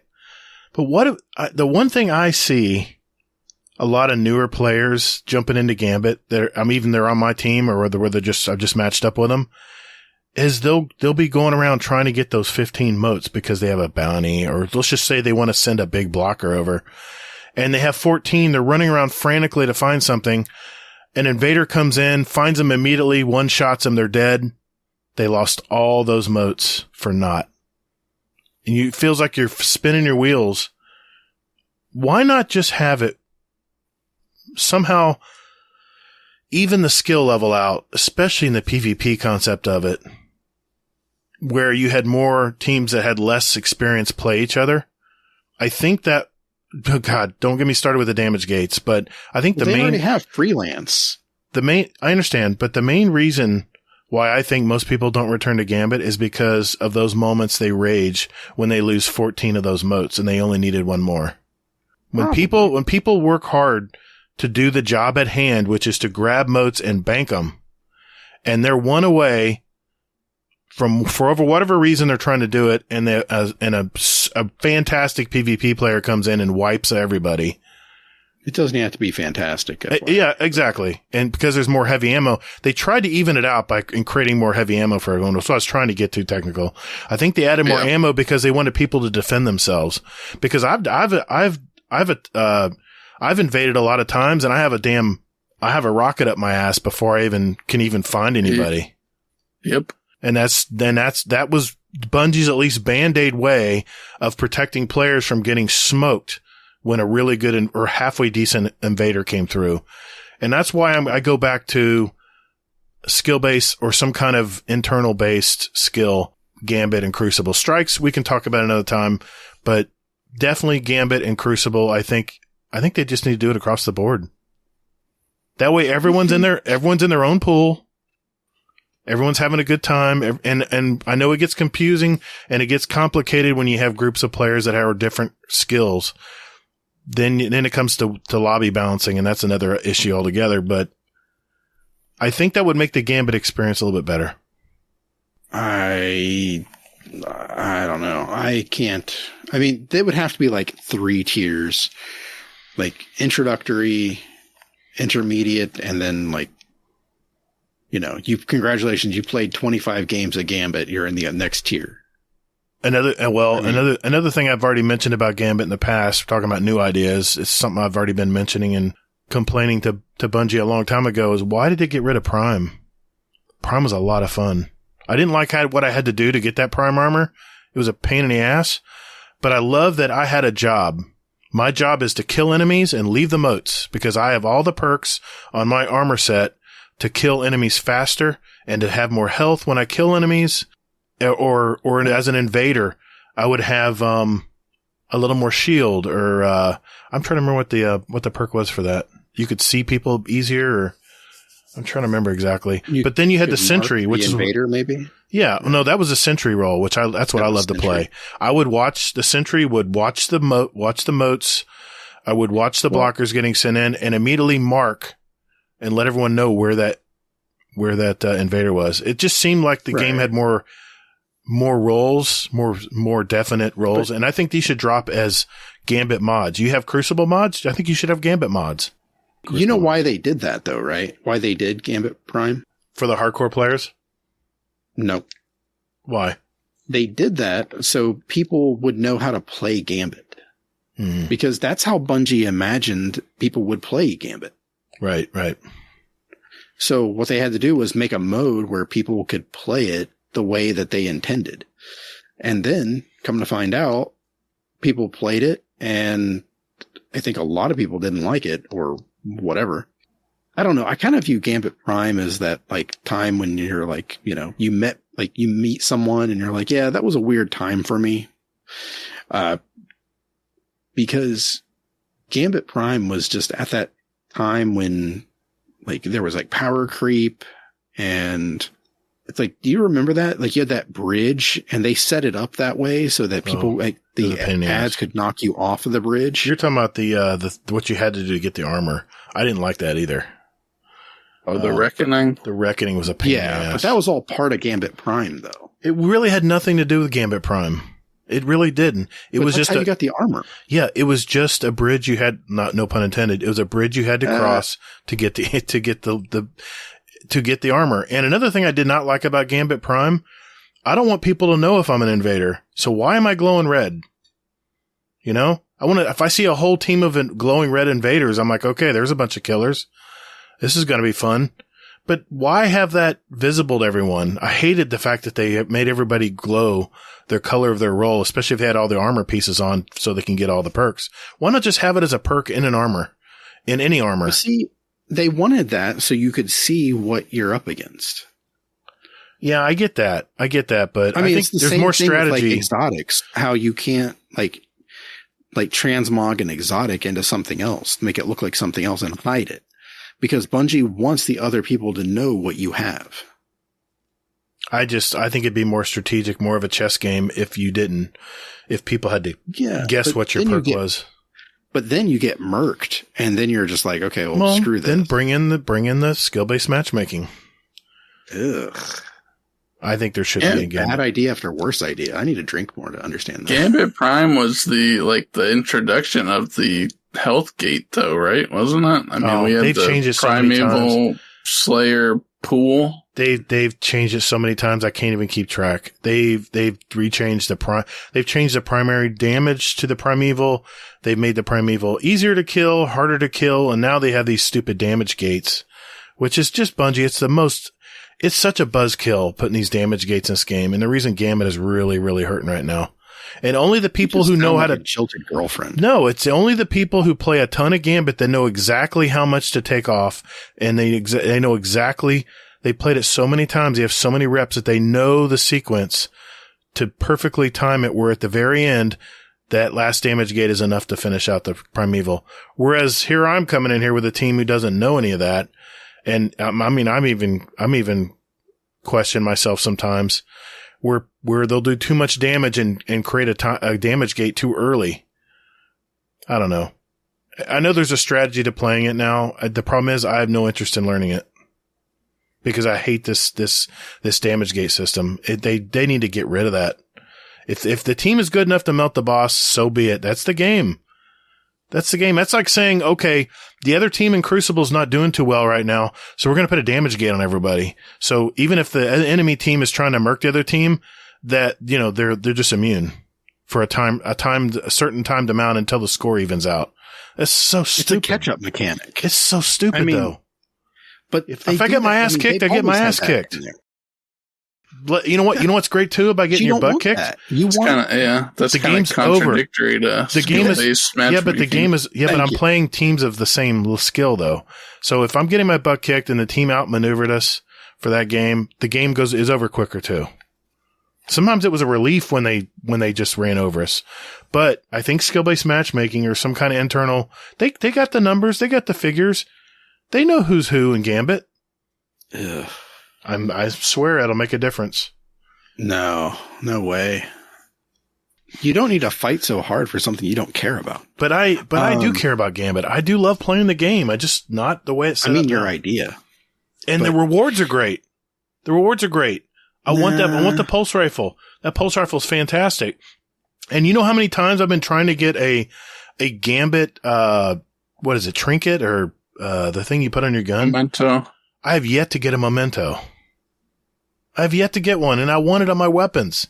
It's such a cool memento to put on your weapons, but I can't get one to drop. It's so freaking. I got one like in Witch Queen, and then that's the only one I've ever gotten because that's all I've played. Yeah, no, you've showed me that damn pulse rifle a million times, and I'm still jealous you got that damn thing. But it's RNG. Yeah. Forget this crap. How about we get one?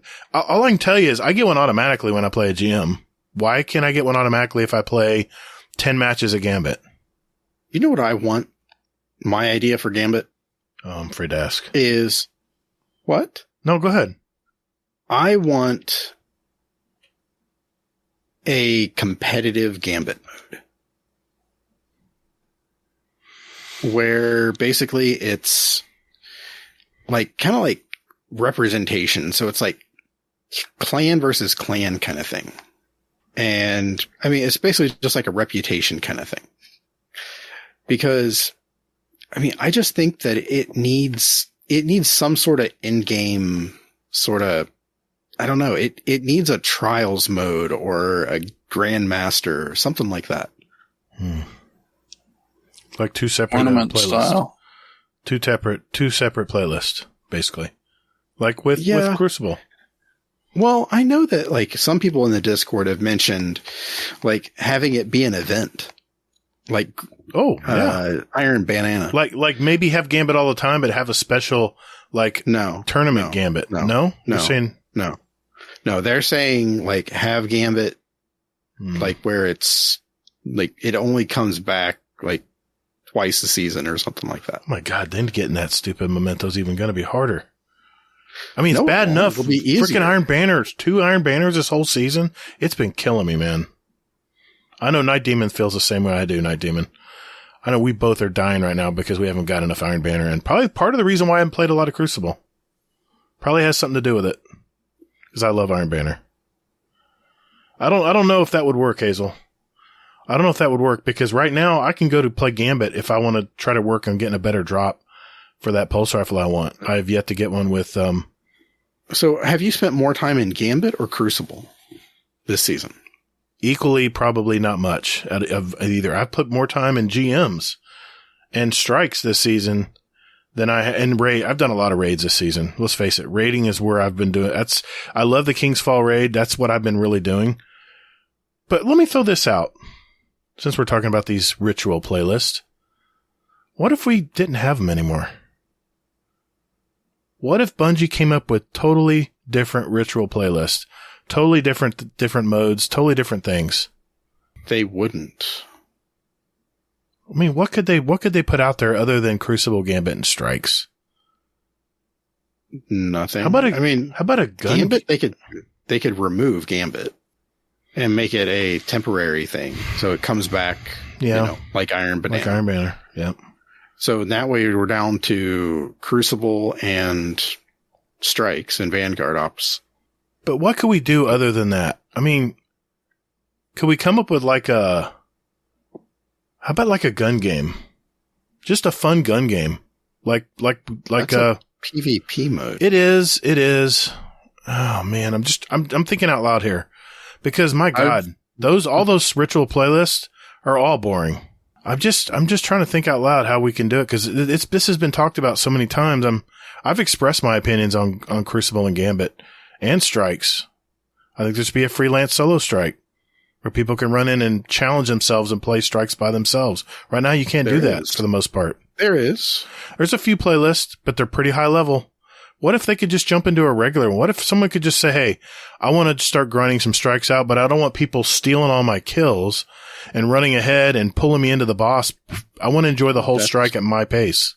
That's when you do the legend. And what's the level for that? Whatever cap is, I think. So another gatekeep. So I have to be at a certain gatekeep to be able to play. Keep your pants on. I'm looking. Nightfall Legend is 1570. It's not even power. It's not even Pinnacle cap. I don't know. I just think there should listen to that. I just think there should be just like in the Haunted Forest, you could immediately go to a, what they call it, a firewalled part of it. Yeah. I love that I can do that. And I may not get as far as if I was with a team, but hey, it's challenging myself how to do it. It's challenging myself to do it. That's not it though. I mean, if you want to challenge yourself, do the legend. If you're looking for a solo strike playlist just because you don't want somebody to steal your kills, then that's a you thing. I mean, that's why couldn't it be available on all the strikes? What's holding everybody back from having matchmaking versus not match made? Why couldn't they just put an extra button in there like they do with Gambit? because you want your bounties done quicker by you. It really has nothing to do with bounties. I really enjoy running in and doing strikes by myself. But that's not really possible unless I want to play Legend, which has a ton of extra variables and stuff in it. I'd like to have more flexibility on what strikes I want to play. I want to play them all. If I want to play them all firewalled, why not? What's holding them back from doing that? I think probably just because the demand is skewed for it. I don't know. I just never have understood why they. What do you think, Technickal? For the longest time, I've been saying Destiny needs like a horde mode. Yes, there we go. That's rewarding. It's Prison of Elders is the best comparison, but obviously that's so scripted already. You kind of have to have some variability in it to keep it fresh.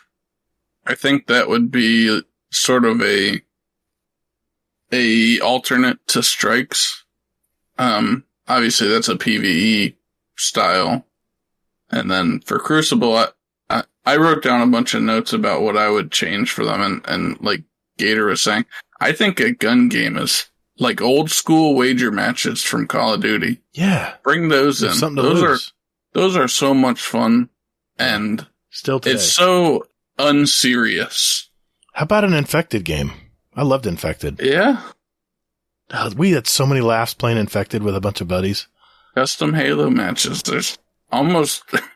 There's basically nothing like it. Wouldn't that kind of fix some of these problems? Having these other, I'm not saying I didn't put thought into this because I've been thinking about this for several days now. The problem is I don't know the answer. Other than we need to bring something different in. Other than Crucible, Gambit, and Strikes. A Horde mode, yes. I definitely like that. I'm a big zombies fan for Call of Duty. I would love to have, it doesn't have to be zombies. It can be aliens. I don't care. It's a good idea. That's never going to happen in Destiny. Why? Why not? It's not that hard to, well, I'm not a developer, but. Make a never-ending war set a public event and make it increasingly difficult. I mean, I could see them doing a Horde mode, no problem. They've already done one, really. You remember the Haunted Forest? Not Haunted Forest. The Haunted Forest. No, I'm not talking about the special event. I'm talking about that Osiris. No, the Osiris expansion. Remember there was a one of the last story missions on that DLC where you had to wait for several different waves of enemies to come at you. That was already the Horde mode. That's already there. They already built it. They just ended it at a certain point. But remember there were wave after wave. You kill everything and you'd be guarding that center area from anybody invading it. That was a lot of fun, man. I love that. That was a lot of fun. So it's already there, man. They've already kind of done it already. Why would it be that difficult to put in? Yeah, but what I'm saying is just the Horde mode is, yes, that's a given. I mean, everybody and their mom agrees that Destiny 2 needs a Horde mode. But, I mean, in regard to a zombies mode and these not so serious modes, I don't see that happening. I mean, Bungie just has that mentality about them that they still want this sort of grounded in reality. I don't know. We're just at that point in the season where we're just kind of blah. We're just kind of like, something's got to get better here. We can't, I think everyone's kind of fatigued on the same things every season. See, I'm not fatigued. I mean, I've seen like countless YouTubers talking about this problem, quote unquote. And meanwhile, here I am like, I'm having so much fun raiding every week with Goop Troop and doing some other stuff out there and everything else. I'm like, this is just like, to me, this seems like a first world problem kind of thing. Really? Like streamers are the ones that are complaining about this because they play the game 8 hours a day. I don't think so. I think streamers are just more visible. So everyone thinks it's always streamers. It's not always streamers. Well, yeah, because they're the ones that are the most vocal and they're the ones that play the game the longest and they burn through the content and then they complain about burning through the content. But what you don't see is how many people agree with them in chat that are on the same page. That's because people are sheep and they just agree with I don't think so, man. I don't think they are. I had my own views You're when I watched making that streamers. up. I can hear it in your voice. You No, agree with me. I don't know. Did you hear that too, Technickal? No, people do suck up. I'm staying out of it. People do suck up to streamers, especially if they're diehard followers and stuff. I used to sub to a lot of streamers, man. And you could get teamed up on sometimes if you went against the streamer's views. Especially if you had a lot of loyal followers there. Yeah, I've seen it too. You get run out. It's silly. It's happened to me before. I've been run out before. But I wasn't always a lamb and suck up. Sometimes I would just keep my opinion to myself, but I appreciate you said wasn't always. Yeah. Well, I mean, there are some streamers I loved. I mean, there were some Crucible streamers that I still love. They're just fantastic at what they do. And Ninja with Noel, still my favorite streamer to ever watch play Crucible. Have you ever watched him back in the day, Technical? Ninja with Noel, he works for Bungie now. He's a tester. I think he's a quality assurance tester, I think. Maybe it might be a consultant too, but man, I love watching him play. And what was great about him, he was so cerebral when he played. He would actually talk to people like very casually about how to play Crucible while he was slaying. It was that easy to him. It was just next level. But, anyway, I don't know, man. I'm just tired of this model. This seasonal model that they have, you have the 6-man activity. Yay. What is it this time? 6-man activity, go run through another area just with new artwork. Kill enemy, grab chest at the end. Next. I don't know. See, I don't mind it. It's just too repetitive. I hear the complaints and things and I just brush them off basically. I'm just like, play what you like and don't apologize. If you don't like it, then don't play it. Play something else. Maybe it's just that Destiny may be losing its grip on its diehard players. Maybe it's just to the point now where I don't get it, man. I really don't. I don't think that's it. I just think that it's a low point in the season. Like it always gets to. We always have this. It's a strategic thing, basically. Do you think so? And yeah, I think that they planned on this and they're like, they're going to release a banger of a season coming out and everybody and their mom is going to be like, oh. I don't think any developer is going to want to let other people play someone else's game. I think they're going to want everyone to play their game all the time as much as they can.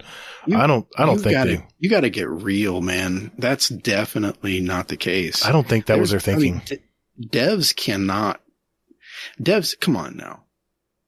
Even people at Bungie, are playing God of War right now. Sure, they're gamers like us. BMG. Do what? Yeah, they're gamers like us. That's why they love to do what they do. Exactly. But as a corporate mission, I don't think that's ever their mission is to make a light season so we can make sure everyone can play God of War.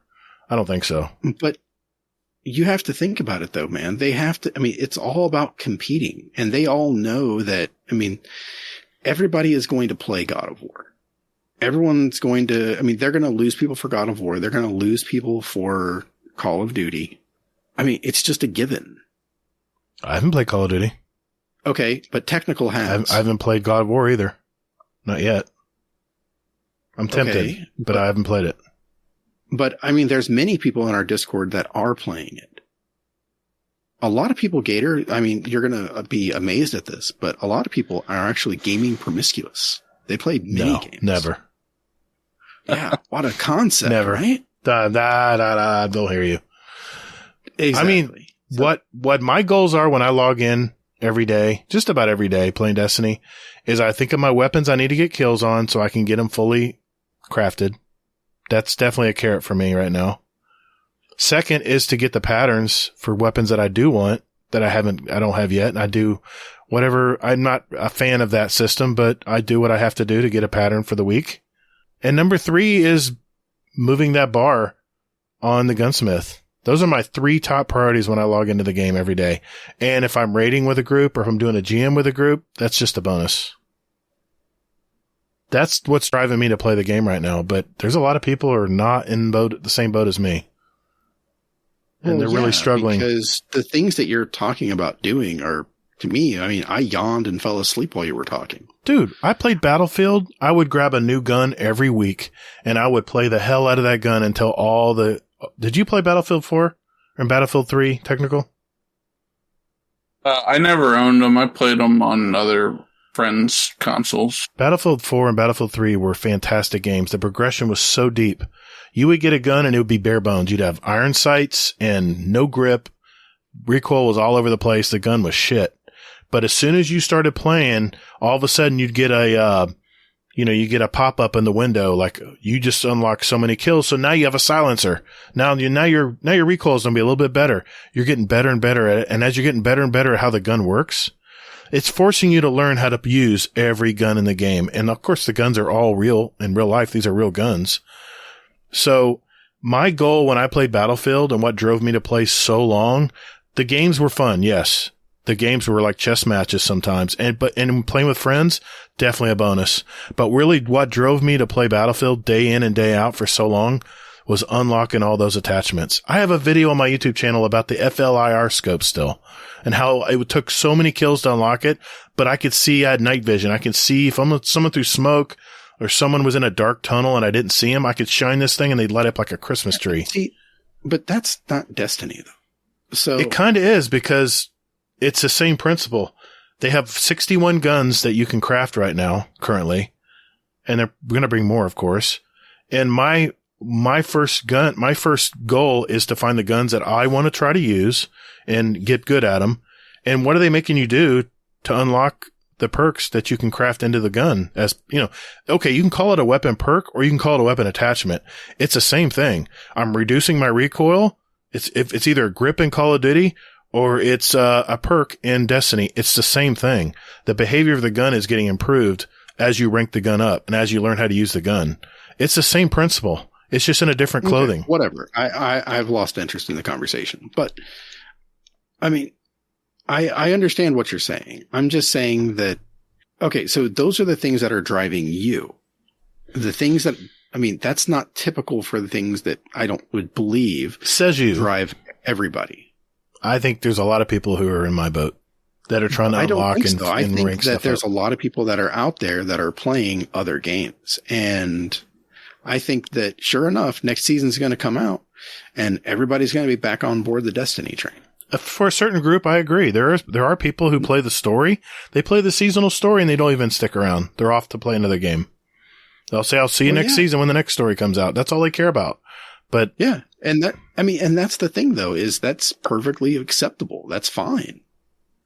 You know, they're not missing out on anything. What are they missing out on? Crafting some weapons, getting some materials that they're not going to use. There's other players that make sure they unlock every triumph. There's other players that want to unlock every triumph so they can unlock the lore that is associated with it. There's a lot of players who want a bounty horde. There's a lot of players who want to get a ton of materials. They want to have 3 stacks of 999 enhancement cores. And then there's people like me who want to unlock all the weapons and craft them and rank them all up. So when it's time to use it, you got it. And it's loaded to the max. There's all kinds of players in this game. Just because you don't think that there's players in my boat doesn't mean that that's a fact or not. Well, I'm not saying that you're like the only person who does that. I'm just simply saying that, I mean, I think that the number of players that play that way are small. I don't think so. I think it's bigger than you think. And we don't know. There's no way for us to find out because only Bungie, God damn it. Only Bungie has that information. We don't have that information. The kind of player we are, only Bungie knows those behaviors. They track everything in this game. Yeah. Anyway, My God, man, the black holes tonight. Honestly, I really thought about this, and I really didn't have any good answers because this topic's come up several times before, and the Gambit I've already shared in the past. The Strikes, I told you about the freelance versions, and Crucible, we've talked about that too, with gun games and fun versions of the game. I really can't think any other way other than creating something totally different, other than these ritual playlists. But they're not going to get away from the ritual playlist, though. That's the ultimate thing. Never say never. Bungie has surprised me before, but I don't know. I kind of agree with you, but my hope is that there's still something more out there for the game. There's a next level. What are they going to do with those assets? I don't know, man. I don't know. I don't have all the answers. I'm just saying what I think. You're just saying what everybody else is saying, and you're bored with the game and everything else. No, I just told you. I have my reasons for logging in every day. I told you why. But no, I'm saying that you're bored with the game because that's all you do. Well, the ritual playlist, I think everyone can agree they're all tired. Would you agree, Technickal? No. Yeah, I think I said it earlier. I don't know the last time I ran a normal, Vanguard Ops strike. Right. You said you had now wait a minute. You said you had another group too that you were talking about. Did you ever get around to that? Well, I wrote some notes for like what I would do to the other, as a general change. I think the new players need their own playlist that's baseline, but then like just as a change to like for Crucible, I wrote down we need, like you said, we need more fun modes, like the old school wager matches, and I referenced Gun Game from Griffball. Remember Griffball? Griffball's great. I mean, if you go back to Halo 3, even there's a game mode called Action Sack. It's basically a bunch of not serious playlists that you get picked randomly. So you could do like Rocket Racer or Fiesta, something stupid like that, where it's you don't care if you win or lose. You're just there having fun. Right. I think we desperately need that, especially in this era of skill-based matchmaking where I can't go into a Crucible game and try out a new loadout without tanking my KD. I hear you, man. My KD suffered too. I also put for Crucible, like game modes that either require weapon type loadouts. I think like Leviathan Raid, the hard mode used to have it where you had to have certain I remember that weapons in certain slots to enter. That was fun. Or game modes that don't allow certain weapons, like primary weapon only or something like that. Right. I don't know. Things like that could help. I remember that, and then just make it a little more fun. In the hard Leviathan raids, you had to use every bit of ammo in order to get ammo in the next gun. That was fun. Yep. I like that. Yeah. That was a fun mode. It was a little jarring because you're not used to it, but once you get the hang of it, it was kind of it was different. Different way to raid. It made you get creative. Yeah, definitely. Anything else? I want to make sure you get your points in. For Gambit, it's sort of I don't know if it would help or hurt, but I said, maybe you lose heavy on death, sort of like Crucible. If you die with it, you lose it. That makes sense. It'll help it makes the risk versus reward a little more steep. Yeah. Make the invasions a little more intense. Yep. Yeah. Giant blocker needs to come back. The big guy. Yeah. 20 motes. The big guy, yeah. That's the mote's got to stop. Yeah, the giant blocker was. Wait a minute, what role in Prime could do that? Was it the banker, right? The white. It was the collector. The white one. Yeah, I missed that too. So I'm saying, bring it back. That'd be fine with me. And then they got to make the motes stop falling through the floor. Oh my God, I'm tired of teabagging the floor trying to get them. It's crazy. I don't know what's going on there. Yeah. Hey, Technickal. Yeah. Here's a question for you. So this was an idea I had like way back in the day. So do you know how, what was it? Like when you invade and that kind of thing? Mm-hmm. Like what if in the invade process, you, instead of, like basically it's like some way that you can take away the other team's primeval stacks. And like transfer them to your team, or like you just keep them for yourself? No, you just take them away from the other team, basically. Oh, so you just reduce theirs. Yeah. I think if they took the damage gate away, I would be okay with that. And then basically what they'd have to do is they'd have to spawn all the envoys that got stolen, essentially, or removed, so that they could regain them. They'd have to go back and kill them to get the stacks again. Well, but that could be interesting. Yeah. I mean, that was an idea that I had from like way back that I would have liked to have seen. That was like the old Invader set. Everyone ran in and dropped a bubble on the bank because it would close it. It would close it. Yeah. I don't know what you're talking about. Mm-hmm. I saw that way too many times. Those were good times. I'm telling you, man, bring them back in a mod form. And don't tell people which mod you have. Let them figure it out. It's like when someone shoots you with an adrenaline perk on a gun. You don't know they have that until you go and inspect them. Oh, he's got the. But you know, I mean, who inspects people? I do. If someone kills me, I inspect what gun they have. Maybe not during the game, but afterwards. Like when the scoreboard pops up, you should be able to inspect the players, what they have equipped. They don't have it now where you can do that. You have to sit there in the middle of the game while you're dead and inspect the player. You have to go to the scoreboard, hit triangle, inspect, and then look at their loadout and stuff. And you only have a certain amount of time you're going to respawn. It's clunky right now. But I don't know. I don't like the fact that you're saying to the world, I'm an invader. Shouldn't that be kind of part of the chess game? I think it would really improve Gambit. I really do. Anyway, I've beaten that horse. Anything else technical? Any other notes you had? Yeah, for strikes, I just I don't see a giant reason why they shouldn't bring back all the strikes. Right now, it's such a small pool with what is available. And, yeah. I mean, after all, we have a Gambit map on Titan, so. Yeah, I never understood that. It's, bring back all the Gambit maps too while you're at it. Yeah. The one on the, Tangled Shore, I used to love that one. What do we have, 5 maps now? It's not many.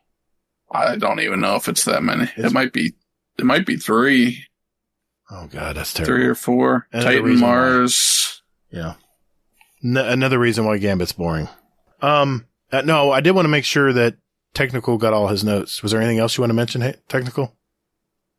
The only thing else for strikes that I don't like it, but I'm sure there's a lot of people that do like it, is the when you are doing pinnacle grinding, you got to do the subclass matching. Yes, I hate that. I just never understood why. I put in here the only thing I could think to change it, because I don't want to take the pinnacle away. But I said, put the strike scoring back in. It's in the game. They do it for Guardian games. Just put it back in and if you kill 90% of the enemies in a strike, you got the enough points. All right, I got to ask you then, Technickal. Have you ever said, screw it, I'm going to wear whatever subclass I want, and I'll right before the boss dies, I'll switch it back to the right power or the right element, and you forget to do it? Oh. It's almost a guarantee. I know, I do it all the time. I'm like, that was for naught. It didn't count. What the hell? Got to run 4 that week. Oh my god. Yeah. And then you just leave it on for the other. Yeah. So you're just like, I'm never again. Yep. Hazel, any last words? No. Yeah, I think we kind of got this thoroughly talked we through. We figured out the game. We beat that one pretty good. Yeah, we figured out the game. That horse is bloody, man. It's just nasty. Yeah. All right. My soul is beaten to death. Let's have some fun, guys. Let's go answer some questions. And boy, oh boy, did our community follow through? Wow. Yeah. All right, guys. When do they ever let us down? They never do. I mean, Rodimus does, but. Well, come on, man. He's a mod now. Give him a little slack. He's trying to remove all the channels in the Discord. I applaud his effort. I do. I applaud his effort. Now he's got people in our Discord complaining to us. I'm like, okay, what favor did he promise you? I think that they're actually just his alts. That's what I think it is. Maybe. You know what? You can have an alt on, if you have one on the phone and one on your PC, you could have two alts at the same time in the Discord. I've seen it happen. Yep. All right. All right. Thanks, guys. Good talk. And let's have some fun. Let's answer some questions. We'll be right back.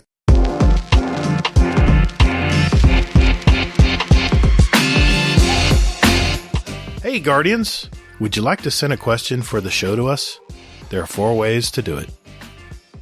You can join our Discord server. There's a join link in our show notes.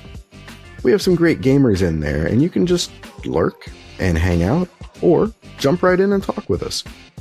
There's also a channel labeled Podcast Questions where you can type in your question for the show. You can also email us at guardiandowncast@gmail.com. Or we occasionally tweet about our upcoming show and guest, and you can respond there with your question. At Guardian_D_cast is our Twitter handle. Finally, you can send us a voicemail with your questions at speakpipe.com/guardiandowncast, all one word, and we'll play it on the show. Thanks for all you guys and gals do for our show. It really is great. And Toddles. And later, Guardian. Hey, man, that's my line. All right, this is the final, or one of the final segments of our show. This is where we get your questions. Yeah, you. You ask us questions, and we try to answer them.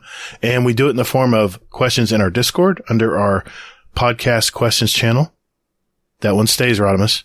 And also our speak pipes at speakpipe.com/Guardian Downcast. And I'm going to start with a speak pipe from Mr. Mo. We haven't talked to him in a while. What's up, Mo? All right, guys. Just stepping in to say that it's been a while. It's been a while. Oh, God. So, I guess if anyone really cares, have a little life update. Not really a life update. It's more like a goal update, you know. I finally know how to drive. Well, I knew how to before, but I'm finally qualified to drive on the road. So, hey, how'd your kids, how'd your wife? I might crash in your car. Not really. Hades, get off the road right now. But yeah, just get off the road, Hades. Please, you know. He's in a It's been a long time coming. Like 2-3 years with all the COVID delays and stuff, and like getting disheartened and then getting back into it. So yeah, I guess the speak pipe is for anything. It's just tell anyone if you've got a goal, just keep persisting and go for it. Eventually you'll get it done, hopefully. So yeah, that's what I'd like to say. Hope you guys enjoy the show. Got a lot of Guardian Downcast to catch up on, so that's what I'll be doing now. Bye. Yeah, I wanted to include that. Mo's giving me an update on that. So thanks, Mo. Nice. Congratulations, Mo. Congrats, buddy. Congrats. Yeah. Hades. Good song reference. Yeah. No, not really.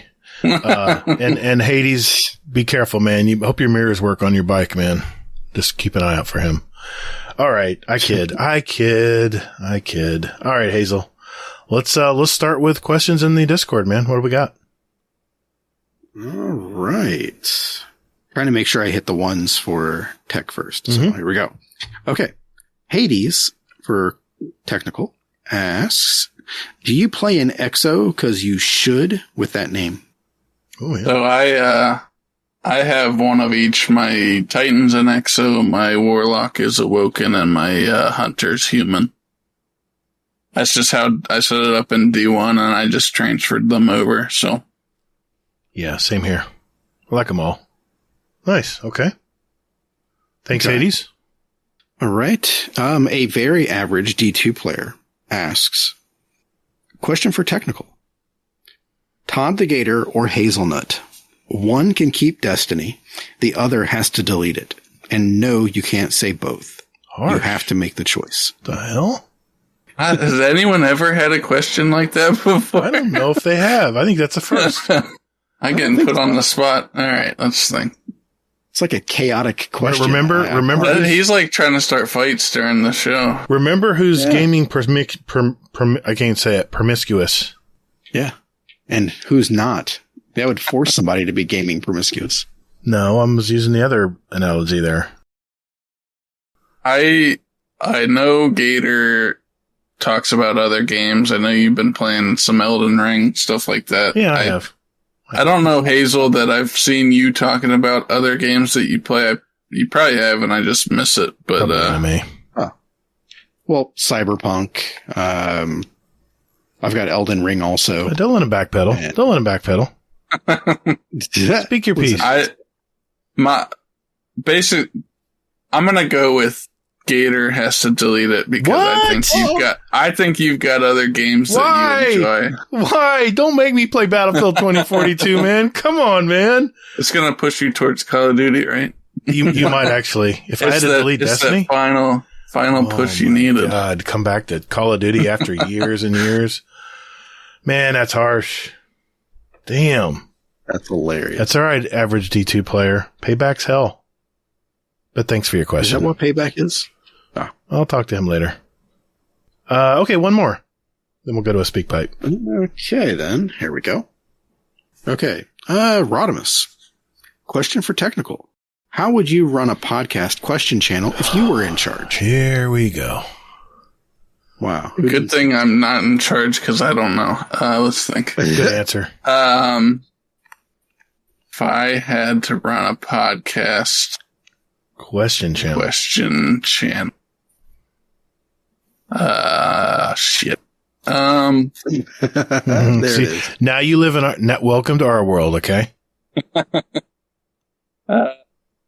I know for at work, I created a virtual suggestion box for some of the technicians I work with, and there's a Microsoft. It's called Microsoft Forms, maybe. Yeah. Okay. It basically is a survey you can send out, and you can have unlimited, input to it, and I think you can delete entries either after a certain amount of time or just delete them on your own. So I'd say that's probably the best answer I can give. Well, that's a good answer.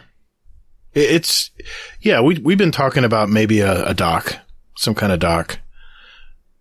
I gotta give Rodimus credit. He's trying to work around. He's trying to figure out how we could be more efficient with our questions. Cause we're still using the same method we used back in 2019, right, Hazel? Except we can't pen stuff anymore.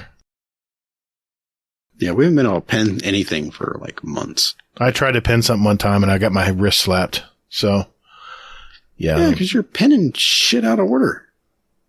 He's got a system, so I don't mess with it anymore. Technical, so. All right. Thanks, Rodimus, I think. Let's go with a speak pipe. Dude. This is minor. Question for you guys. Kind of rolling off of last month's question of the month. Doesn't matter what kind of gamer you consider yourself. What's one game that you never played that if you were to tell other gamers, they would give you the, oh my God, are you kidding me? You've never played that? How have you never played that kind of response? Oh, no. Let us know. Later, guys. This is not good. Oh, no. I gotta think about that. Yeah, me too. Let me think on that. No. I know mine already. I already know mine too. I know mine, and the shame is palpable right now. How shall I count the ways? Okay. Yeah. So I'll go first while Technical's thinking. Okay. Wind Waker. Legend of Zelda. Apparently it's supposed to be the best Legend of Zelda game ever. And I've never played it. And I love Legend of Zelda stuff.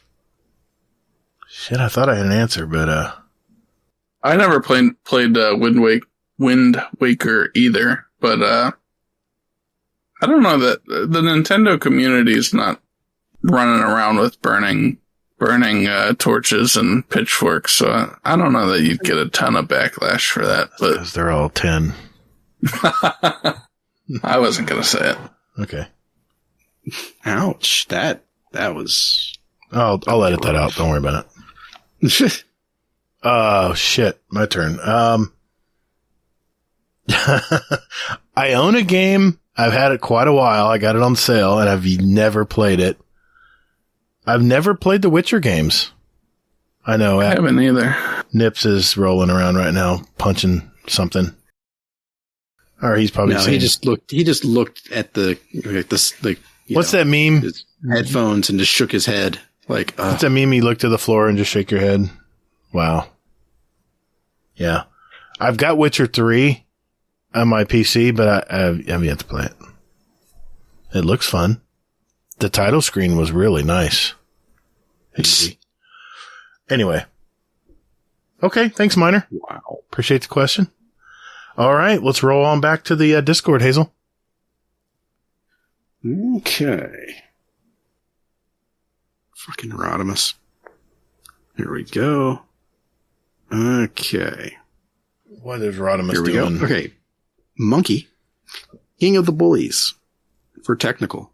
How can Hazel improve at PvP enough to finally beat Cloud in scrims?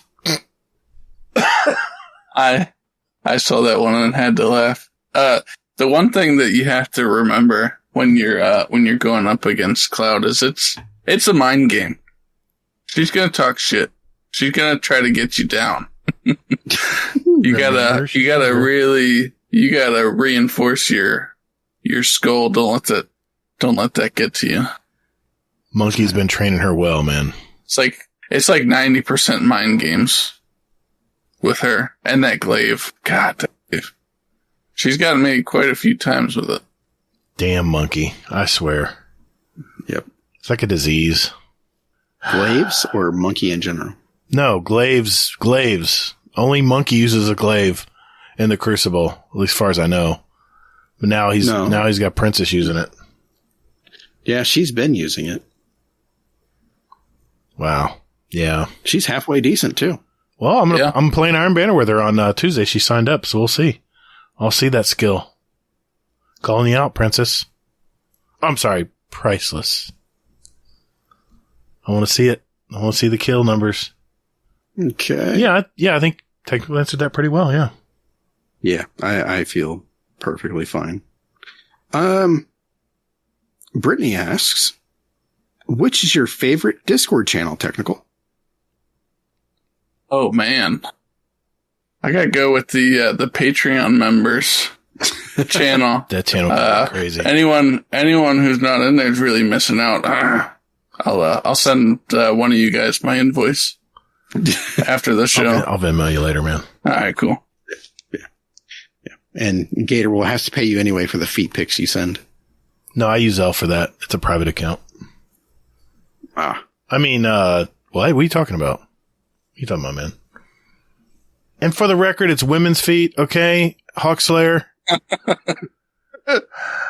Damn soapy foot pics he keeps sending me. Those damn... That's hot. Every time he takes a shower, he's got a... Never mind, go ahead. Rodimus asks, for Technickal, who's your favorite member of the Discord? Oh, dude, what are these questions? Jesus. First, I gotta take Destiny away from one of you guys. Where's the timeout button? Jesus. How do I use that again, Hazel? You basically will click on his name, hold it, and then if you scroll up, it'll say timeout down there. Interesting. I'm sorry, go ahead, Technickal. Okay. Favorite person from the community, from the Discord. I don't even know how to answer that.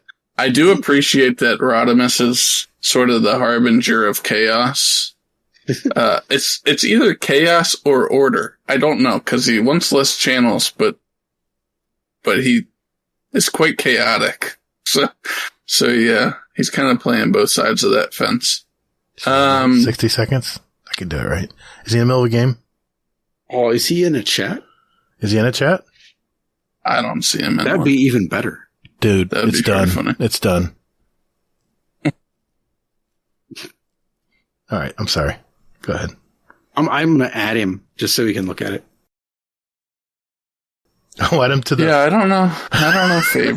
Favorite person from the Discord. All right, that's fine. Okay. We'll give you a pass. We'll give you a credit on that one. Okay, so it looks like there's one more question here. I'm going to assume it's for you. So it is from Native Raider. Question QFST. Might be a question for the show, but I don't know. But what is the best class in the game, and why is it Titan? It may be Titan. It's Titan this season. I'll tell you that much. Yeah, it is. Damn, did I say that out loud? Titan this season got like the luxury treatment from Bungie. They got put up in the penthouse and all that good stuff. Throwing storm grenades from. Yeah. It's the Warlock's turn next season. I hope so. I primarily will play. I play all three. For like day one raids and stuff, I'll jump on Warlock because it's usually the most versatile.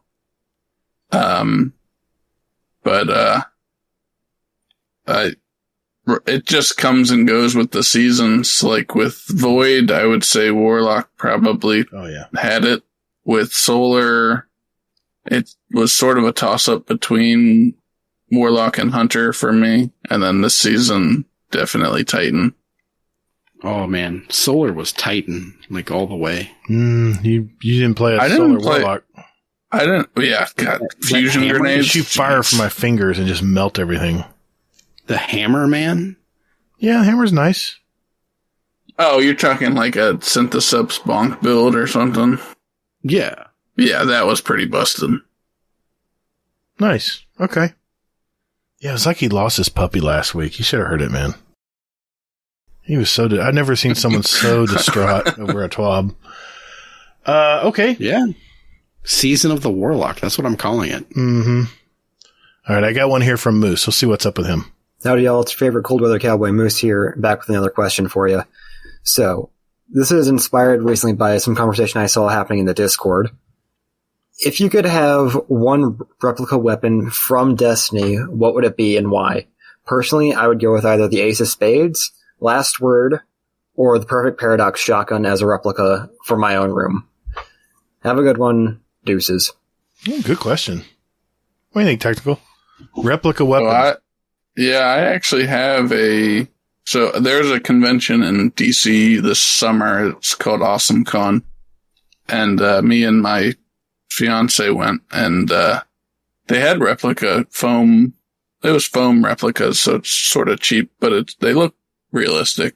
We got a replica Ace of Spades, so it definitely is cool. I'm waiting for my Nerf Gallahorn, because that's going to get mounted up somewhere. Nice. I like it. What now? Are all the replicas made out of foam, or do they actually use metal? And do they actually use metal in any of them? I've seen some of them are like a 3D, probably plastic. Okay, so hard plastic. Yeah, the one we got was foam, and I mean it's definitely sturdy foam. It's not like lightweight or anything. It's pretty heavy, but it looks just like it. It's huge, but all right. What's your replica weapon, Hazel? Can I just say, is there any question what mine is? Telesto. Yes, sir. And no, Telesto didn't make me say that. It's gonna be like Scooby-Doo. It's gonna have eyes looking through it. I don't know what mine would be. That's a great callback, Scooby-Doo. Gator's like, I know that reference. I do. I think I'd have to go with the Sleeper. Oh, that's a good one. That is good. That's a beautiful weapon. It's got like solar panels on the side. It's crazy. Yeah. All right. Good answer. We have anything left in the Discord? No? Okay. I'm just kidding. I'm trying to irritate somebody right now. I want just twitched. Like, I was going to say, I want Rodimus to punch something right now. Go ahead, Keep it up, he'll punch you. That's all right. He's too far away. He's like, I'm going to go to Florida just for that. Oh, man. Okay. Okay. So, question from Jaybird, aka Noel Giggle Magic. Question for the show. Which will cause Rodimus to lose it first? A Christmas channel or a third GDC clan? Well, we already have a third GDC clan. I was going to say, I think the third clan's already there. It's already been made. Oh, so I just need to add a Christmas channel. You know what? I think for all these idiotic questions, I think I'm going to put a Christmas channel in. What do you think, Hazel? Think it's time? It's close enough. Come on, man. Oh my God, that would be great. Tomorrow morning he wakes up, rubbing the sleep out of his eyes, and he says, well, wait a minute. What the hell is that? What is that? Yeah. That's a good idea. I think we should. Okay. Oh, we both have the power to make a channel, so. That's true. Yeah. We'll have to decide on what to name it, though. You're always good at naming channels, by the way. Very creative. Thank you. That's your compliment for the year. Thank you. I appreciate that. Happy Thanksgiving. Yep. That and you playing GMs. There we go. There it is. Perfect week. All right. What else we got? That's Question not from the Rodimus. Scarlet KM, a.k.a. Tinker Sprinklefingers. Is Die Hard a Christmas movie? Oh, boy. I gotta know where these names are coming from, but to answer the question, it's an yes. It's an elf name generator. Ah, gotcha. You enter your real first and last name, and it generates based on that, I guess, it generates a name. Yep. Interesting. I'm on the camp that Die Hard is not a Christmas movie. It's an action movie. Thank you. Technical? I think it's a Christmas movie. I think it's an action Christmas movie. That's like the new one coming out with David Harbour. Yeah. He's like going to be a badass Santa. He's going to beat the shit out of people. That's totally a Christmas movie. Now, if there's a Santa in the movie, okay, but there was no Santa in this movie. Yeah, there was. There was holiday shopping and stuff, right? All right, at the beginning. Oh, jeez. Maybe. I mean, that's almost contextual. It's not even really has nothing to do with the movie. No. He says ho, ho, ho. No, I'm not in the camp. It's an action movie. No. It's a Christmas movie. Damn it. It's a Christmas movie with action. All right. There you go. That rap song? Really? That was a Christmas song? That was a Christmas song? The rap song in the limo? Sure. All right. Okay. I'm done. Go ahead. What else we got? Okay. Oda asks, question, if a woodchuck could chuck wood, how many woods would be deforested?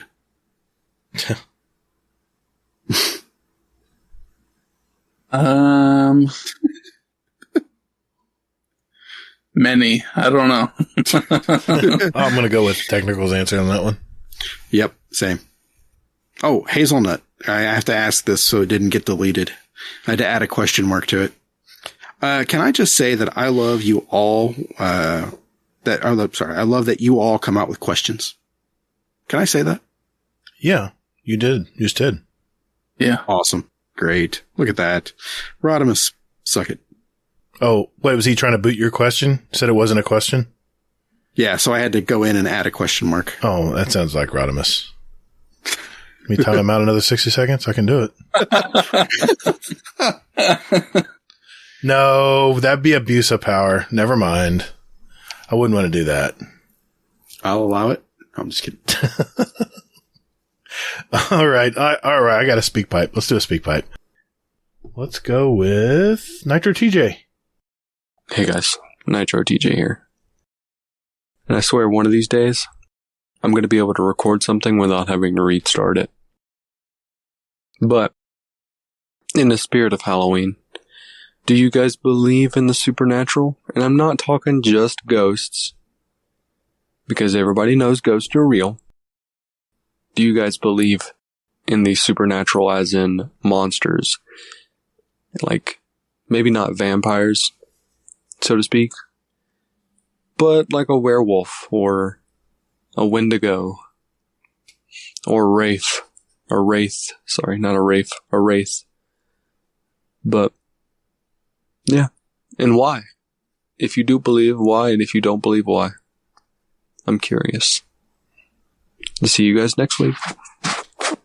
Thanks, Nitro TJ. Sorry, it's a little late. That's a new question. Wow. That is a new question. It's a week late, but still new. Supernatural. What do you think? Monsters. I'm gonna go with no.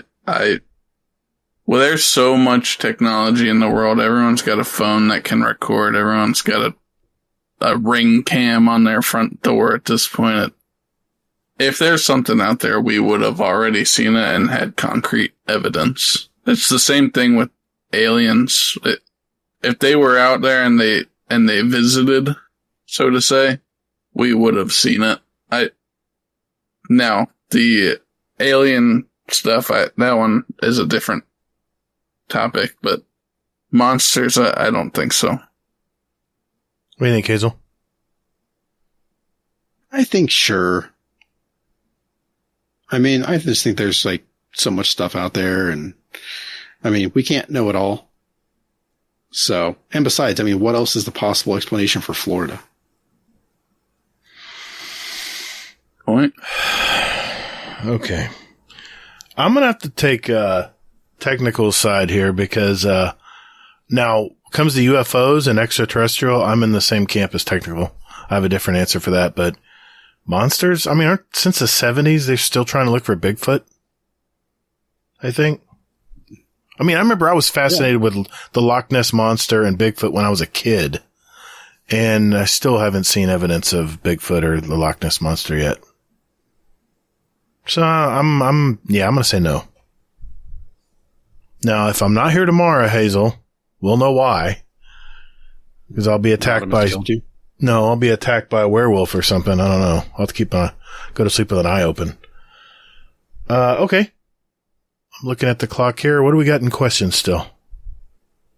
Well, I was going to say, I'm like, we can call it if you want. Let's finish with a question in the Discord. Pick one good one and we'll call it. All right. I've got a good one then. Question from Golden God. What is your dream job? A dream job. That's a good question.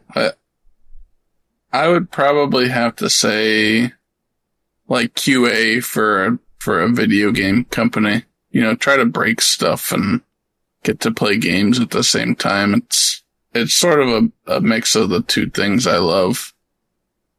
I mean, I'm kind of living the dream right now.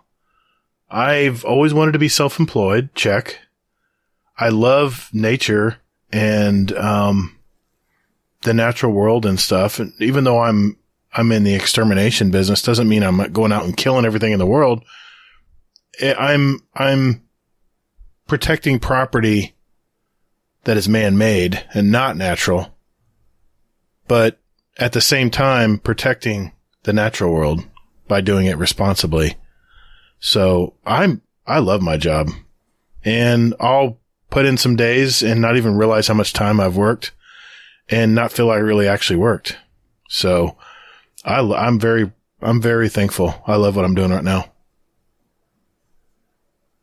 Hazel? Mine would probably be a trainer job.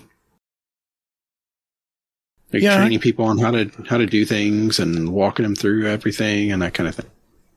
I can see that. You're good at that. I mean, that's why you Sherpa so well in raids. That's 2. Merry Christmas.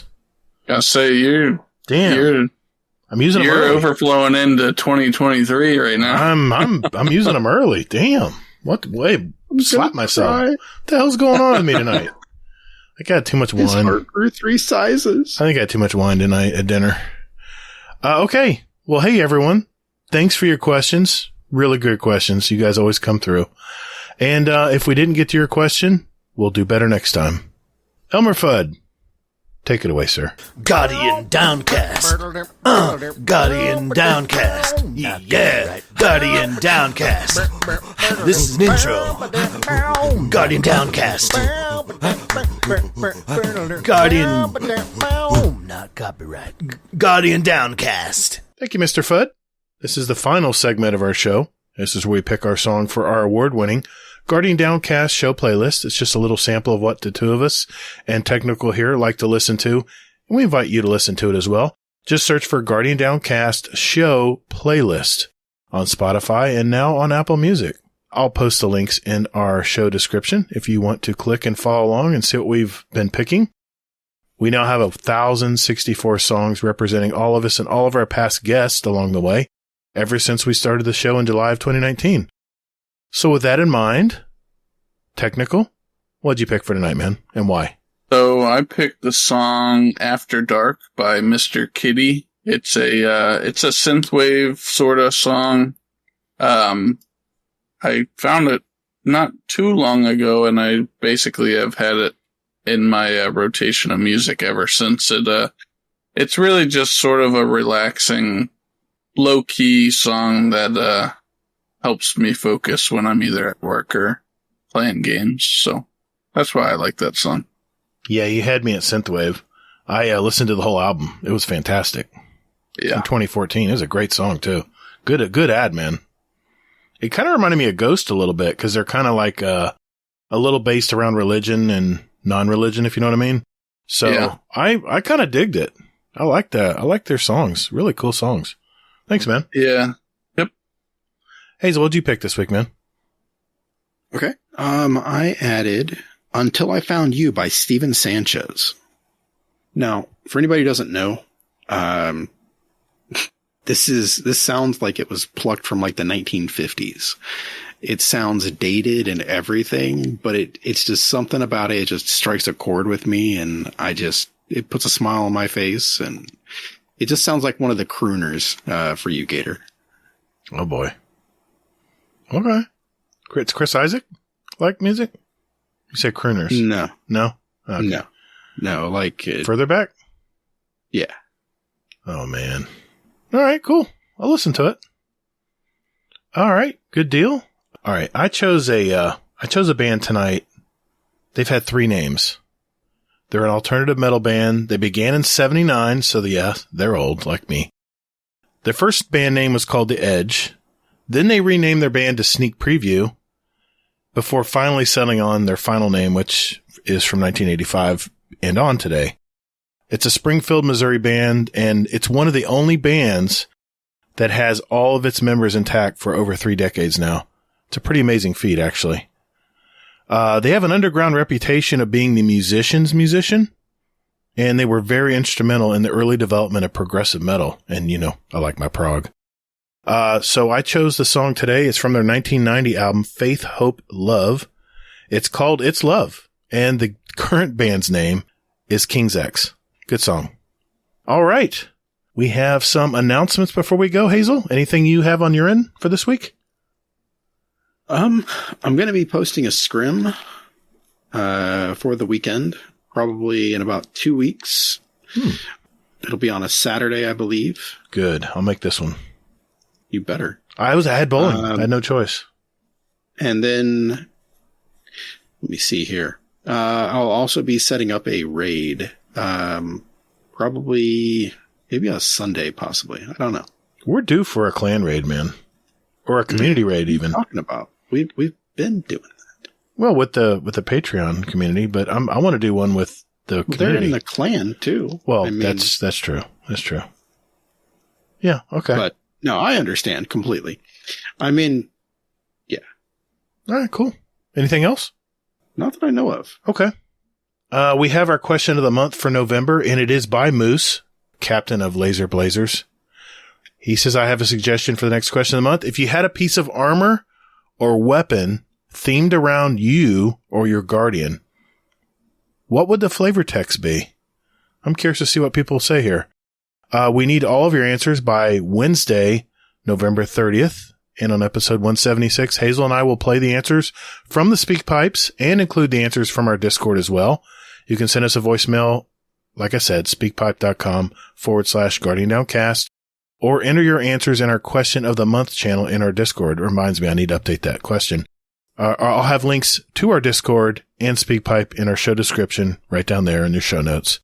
And just know that we'll be having another drawing for a $25 Amazon gift card. Golden God was our winner last month. It's already been delivered. But the SpeakPipe answers will be entered into 2 additional drawings for podcast merch, which you can get by our store on designedbyhumans.com and search for Guardian Downcast. Or like I said, we have the link in our show notes. A shout out to our Patreon community. Special Patreon shout out to our Dungeon Champion patrons, Scoot, the Scarlet KM, Oh Hey Redneck, the Crimson Chin, some dude named Technickal, Sauced Waffle, an average Destiny 2 player, and of course our OG raid bosses. We can't forget Jealous and Frostbite. Thanks for giving back and helping out our community. Thank you, guys. A shout out. Thank you. Thank you all. Thank you. And our shout out to all our Patreon members. You know who you are out there. Giving back has been fantastic. And it makes a lot of our little contests and stuff happen in our community. And just know if you do want to join our Patreon community, you can go to patreon.com/support Guardian Downcast. There's a bunch of tiers. You can look at those. There's a special channel, as Technickal has mentioned. There's a lot of shenanigans going on in there. No feet pics, please. Thank you. Remember for our patrons also that you have a private RSS feed link. You can get it on the podcast app or on your Patreon app, or you can get it on the page itself where the special Patreon episodes that we put out. We try to put out 2 a month. In fact, this weekend will be our first for November. And it'll should automatically go to your podcast app of choice if you have that RSS link. You can't share the link, but you can use it for yourself. Keep that in mind. Hazel and I also have another podcast that's not Destiny related. It's called Playing Favorites. And like Hazel would say in our podcast, if you have a favorite, I bet there's a story behind it. Plus, Hazel and I, it also gives us an excuse to talk about a couple of our favorite stories of the month. Like I said, not Destiny related. And we get in some pretty good conversations, I'd say. Pretty good show. I like it. I want to remind everyone that I have a new Destiny podcast out that is an audio component for my YouTube channel, which, like I said, I just hit 1,000 subscribers. Thank you very much, everyone. It's called Destiny Help Desk Podcast, and it's designed to be, like I said, an audio form of the tips and tricks for new and returning players. And if you don't have time to watch YouTube videos, no worries. You can now listen to it in a podcast format. There's short form shows, quick hitting info for those of you who are just looking, knowing a little bit more about the things in Destiny 2 that maybe you might not know. It's available on Apple Music, Spotify, all the extra places where you listen to this podcast. And if you have a question, a beginner question, you can email me at ToddtheGatr@gmail.com. And also we have a SpeakPipe there as well. And it's speakpipe.com/Destiny Help Desk. That's a wrap, guys. Another episode in our collection. For our listeners out there, we have 172 other episodes with interviews from gamers all over our community. So if you're just finding out about us, take a look at those. And if you like what you hear, tell a friend. The links are in our show description, or just hit that share button on whatever app you're using. Technickal, great time tonight, man. Yeah, this was fun. You had Hazel and I going in loops again. Congratulations. I don't even know if you need me to make that happen, but I'm glad I could help. You're probably right. You're probably not wrong. Yeah. Yeah. Well, I had a good time, man. Thanks for coming on the show tonight. Yeah. Thanks for having me. If people want to look you up, where can they find you, man? The best place is just to message me on Discord. I try to stick off of social media. I know that stuff's rotting everyone's brains, but, yeah, if you need or want to talk to me, just hit me up in Discord. I am pretty responsive. Yeah, and you've also mentioned that you were wanting to try to do more Sherpa and stuff in the Discord as well. So, yeah, if you're looking for some help, guys, here's your man. Look him up. Before we go, Hazel, where can people find you, man? Quick and easy. Hazel NT, anywhere and everywhere. You can contact me on Twitter at ToddtheGatr. Remember, that's 2 Ds, GATR. And, of course, my YouTube channel, spelled the very same way. Or you can go to youtube.com/@ToddtheGatr. And, like I said, look out for my beginner videos, helping all the new players out there that are trying to enter this game and figure out what the hell is going on. Well, before we leave tonight, Uncle Scumdeath has blessed us again with a Scumdeath's Corner. So, Uncle Scumdeath, what is going on in the UK today, brother? Hello, and welcome to Scumdaft's Corner. This is quite a good one. Every morning, when my missus wakes up, she always has her nose out of the window. She pulls the curtain away and just looks out the window. And I said to her, stop showing your tits to the street, to all the neighbours. She's like, shut up, I'm not. I'm only having a look. I'm all covered up. I'm only poking my head out the window. Yeah, fair enough. And this is a bit of a running joke for me and her every morning now. Oh, yeah, showing your boobs to the street, are you? Oh, shut up. So, this morning, she got out of bed. I was sort of just dozing in bed, and she's got up. She's looked out the window, and I went, oh no. Like, what's wrong? She's like, well, I looked out the window. I looked behind the curtain, and I saw the neighbour getting into his car. He looked up, and she didn't realise her boob had flopped out of her nightdress. So she actually flashed the fucking neighbour this time. He was a right eyeful before he jumped in his taxi and went to work. I told her, one day you'll get done like you'll get caught. Yeah, now I'm only just looking out the window. No, you're not. You're flashing your tits out the window. There you go. Busted. I don't know. Voyeur. Anyway, I thought that was quite a good one. Anyway, take it easy. Love you all. Stay safe. Woo. Just 1 week. 1 week is all I need. I want to live vicariously through Uncle Scumdaft. I would just want to follow him around because we both like gardening and taking care of stuff outside. It'd be the most awesome week, man. I like to just shadow him through the week, just where I wasn't there. I'm like the ghost of Christmas past or something, and I could just see how he lives his life because seems like he's got an interesting life. Anyway, just have your wife look out the window in the morning. We're not that high up. I don't think my neighbors would even see it. We have oak trees and stuff everywhere. Yeah, I don't think that would happen. Anyway, thanks, Uncle Scumdaft. It's good to hear you're doing well, brother. And tell your mom to be careful, man. Be careful out there. Anyway, hey everyone. As you're playing Witch Queen and Destiny 2 and Call of Duty, remember to take breaks. Get outside and touch some grass, right? Continue to be safe, everyone, and more importantly, hey, take care of one another. Defeat is not surrender, Guardian. Thank you all so very much for listening. And later, Guardian. Get toddled. Yeah. Excellent. He knew to do it. Sweet.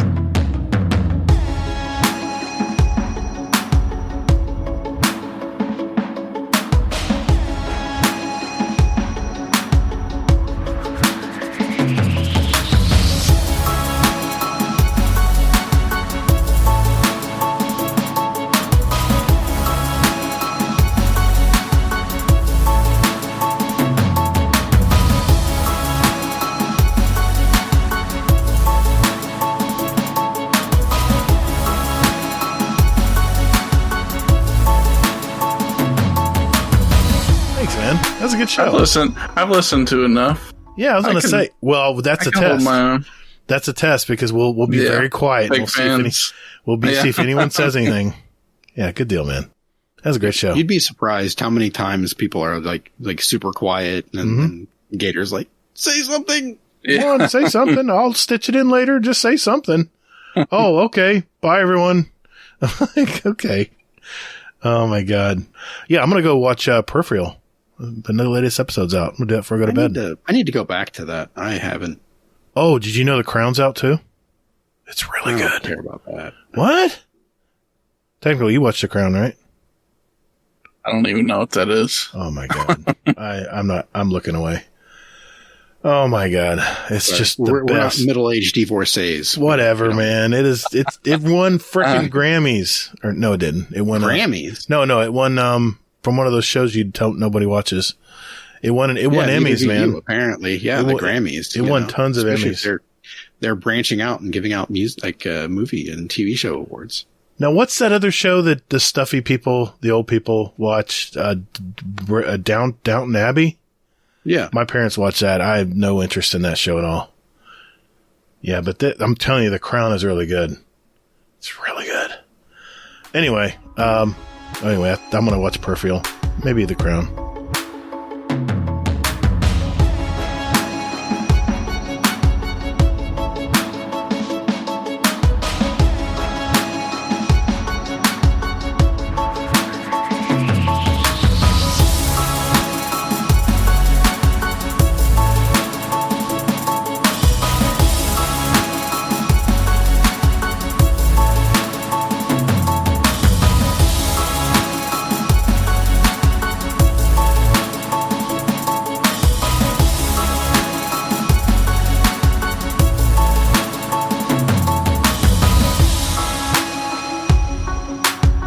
Hazel.